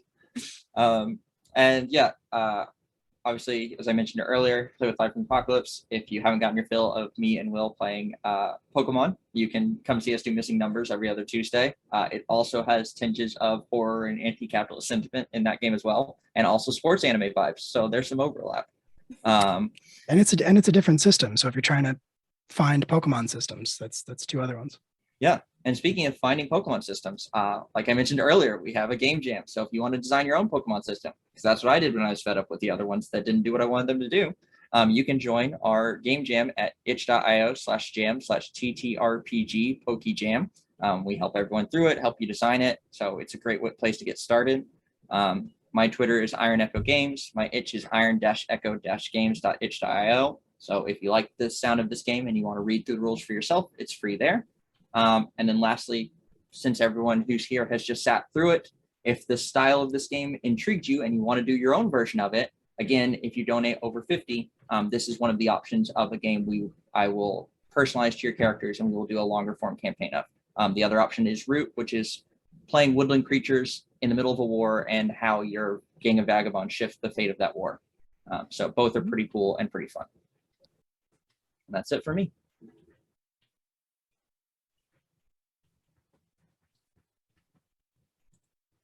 It works if my mic is on. Thank you so much, everyone, for joining us for this amazing game. Like I said, this is one of my favorite games of all time, and I'm so glad that we were able to put this together and that they were able to share it with you, because, seriously, I can't rave about it enough. Thank you, everyone, for everything today. Seriously, thank you to all of the cast, all of the people who ran games. Thank you to everyone who donated. We made so much more than I was expecting today, and I can't tell you how much that means. We're going to be back. We're going to be ending a little bit early tomorrow. We're going to be back, or ending a little bit early today. We're going to be back tomorrow, actually, with a full 12 to 12 schedule again, which is really exciting. We're going to be starting the day off with When the End Comes, which is a really interesting survival horror RPG where death is not the end. We've got a 5th edition D&D one-shot tomorrow with an amazing cast. We've got Masks, which is also really cool. And then we're going to round out the evening with an hour of Jackbox games with myself, Kay, who was just on the last game, Jeff, another member of the cast from DTA, which, you know, it exists here on Tuesdays. It's fine. We don't have to talk about that right now. Along with Julian, who was here earlier with the health and wellness in TTRPG spaces. We're going to play some Jackbox games. We're going to hang out to round out the night. We're going to spend all of this time thanking everyone for everything. We're also going to be announcing the winners of the giveaways tomorrow night, which, you know, we've got some awesome stuff. I'll go over that again real quick one last time before we sign off for the night. We've got 2 gorgeous dice boxes from the Shady Sale, which you can check out on my Twitter. You can go over to their Twitter at the Shady Sale. It's absolutely gorgeous. We've got a trilogy of books from Thread of Souls, which is based on one of their home campaigns. We've got a dice commission from Firefox Dice. Got it right again this time. We've got a creative commission from Jack Kellum. You can find on Twitter at Jack Gogsbane. He's an incredibly amazing creative person who is excited to sit down and help create some really cool stuff just for you. We've got an art commission from Lost Haven Art. We've got Journeys Through the Radiant Citadel now has been added since we broke 500. We're going to figure out something else. I still haven't yet because I wasn't expecting it, but we broke 800. There'll be something else that I'll announce tomorrow, I promise. And if we get over 1,000, I don't know, but we'll figure it out. We're pretty close, and I can't believe it. Thank you again, everyone, for everything today. Thank you to everyone who played, everyone who hung out, donated, shared, commented in the chat, everyone who ran games, everyone who helped put this together. There's so many of you, and I'm going to go over as many of you as I can tomorrow. I promise. It's so many people who are a part of this. I am absolutely blown away by how much support and love and help we've gotten for all of this. So with that, I'm going to leave you for now. Thanks, everyone, for the comments in chat. And we will see you tomorrow at 12-ish EST for When the End Comes. For now, have a good night, and thanks for being here.